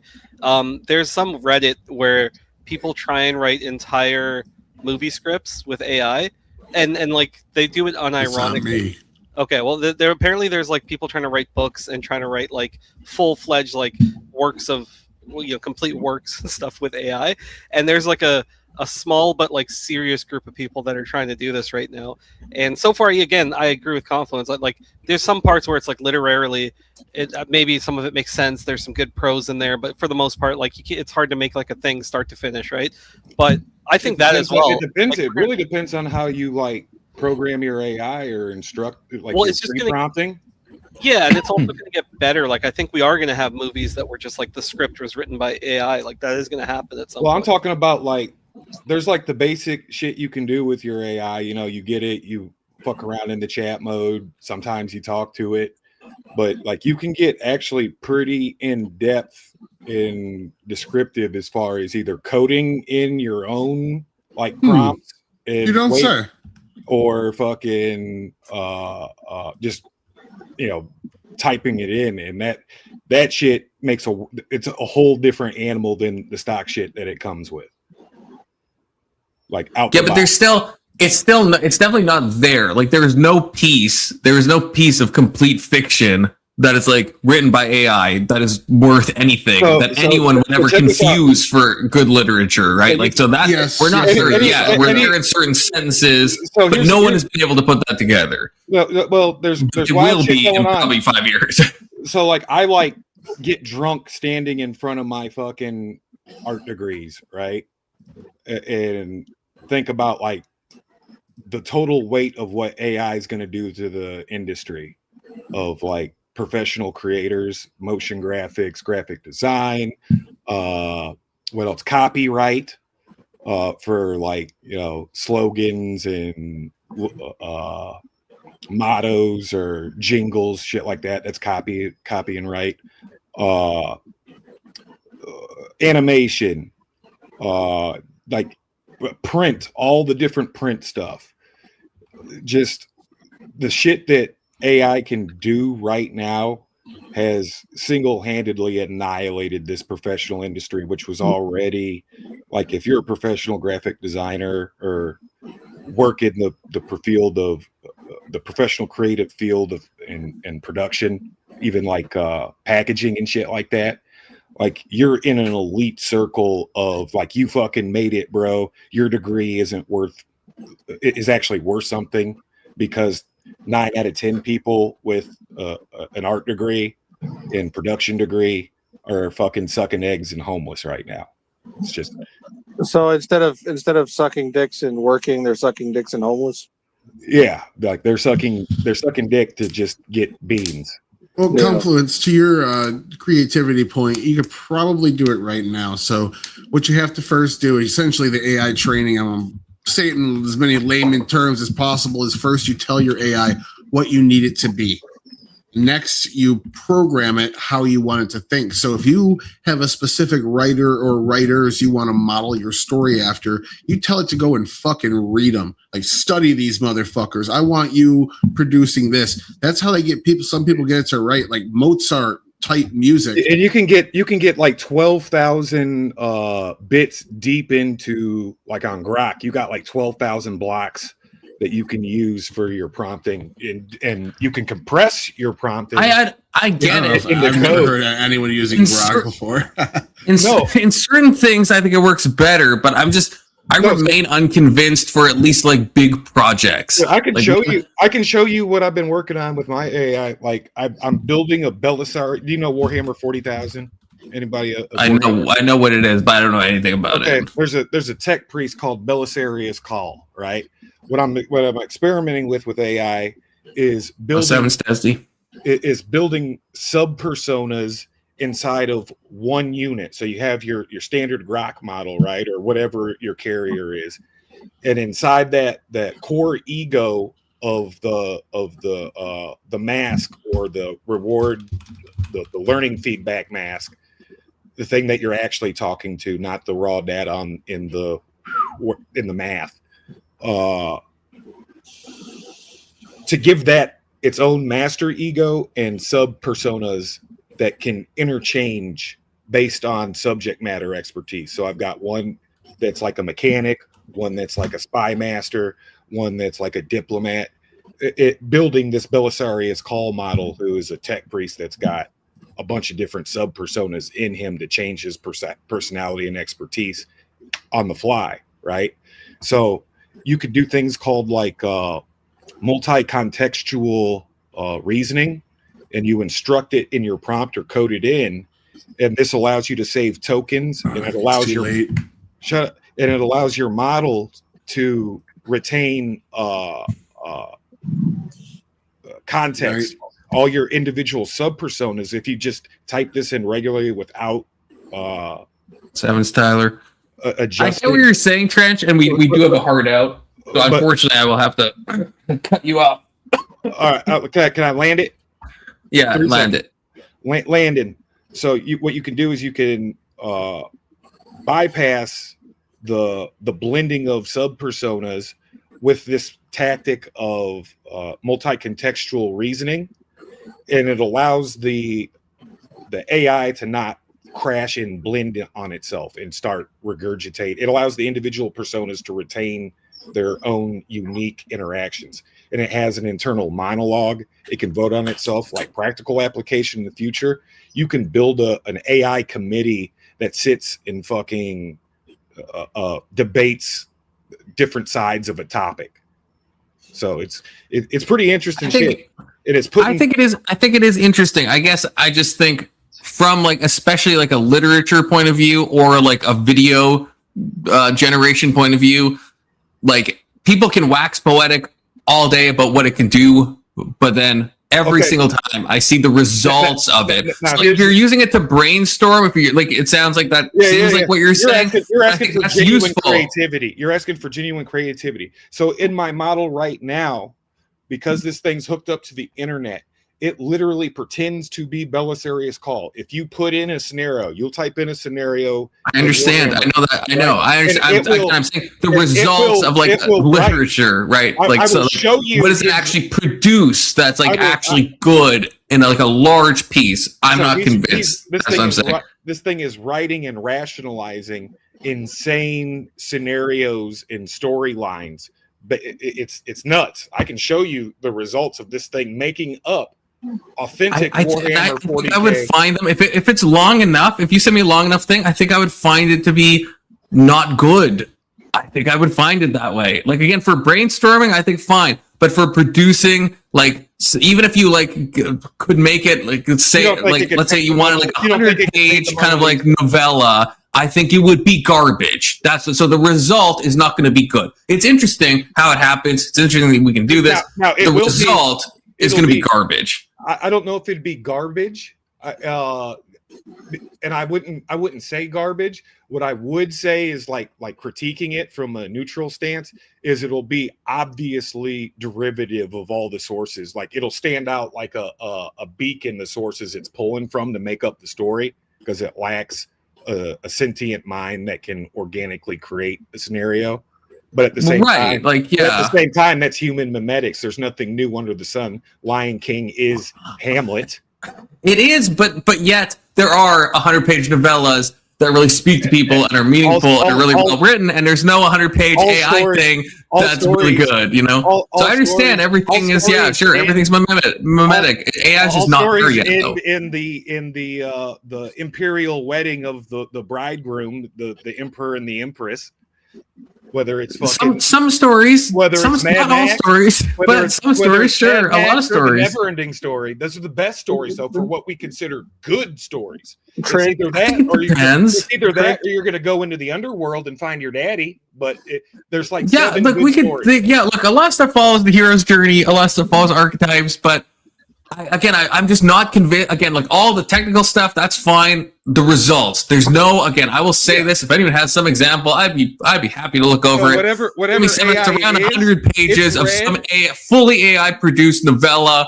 It's gonna be shit. It's gonna be shit. It just is. This is the thing. Whatever AI is, whether the shit is coming from a genuine place of understanding human feeling, or whether it's just an algorithm, this thing has read every major piece of human literature ever, from every culture, from every community, from every time, in every language, and understands the story. That's what I'm saying. So don't hold it out.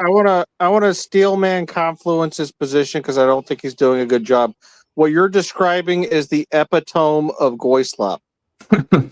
No, because I think what AI is going to do, besides that's a good steal, man, put all kinds of people out of jobs, is it's going to redefine how we even scientifically and philosophically classify intelligence. Everything is going to start shifting more towards probabilities and fields. Yes, it's a causal universe, but there is a probable factor vector to it.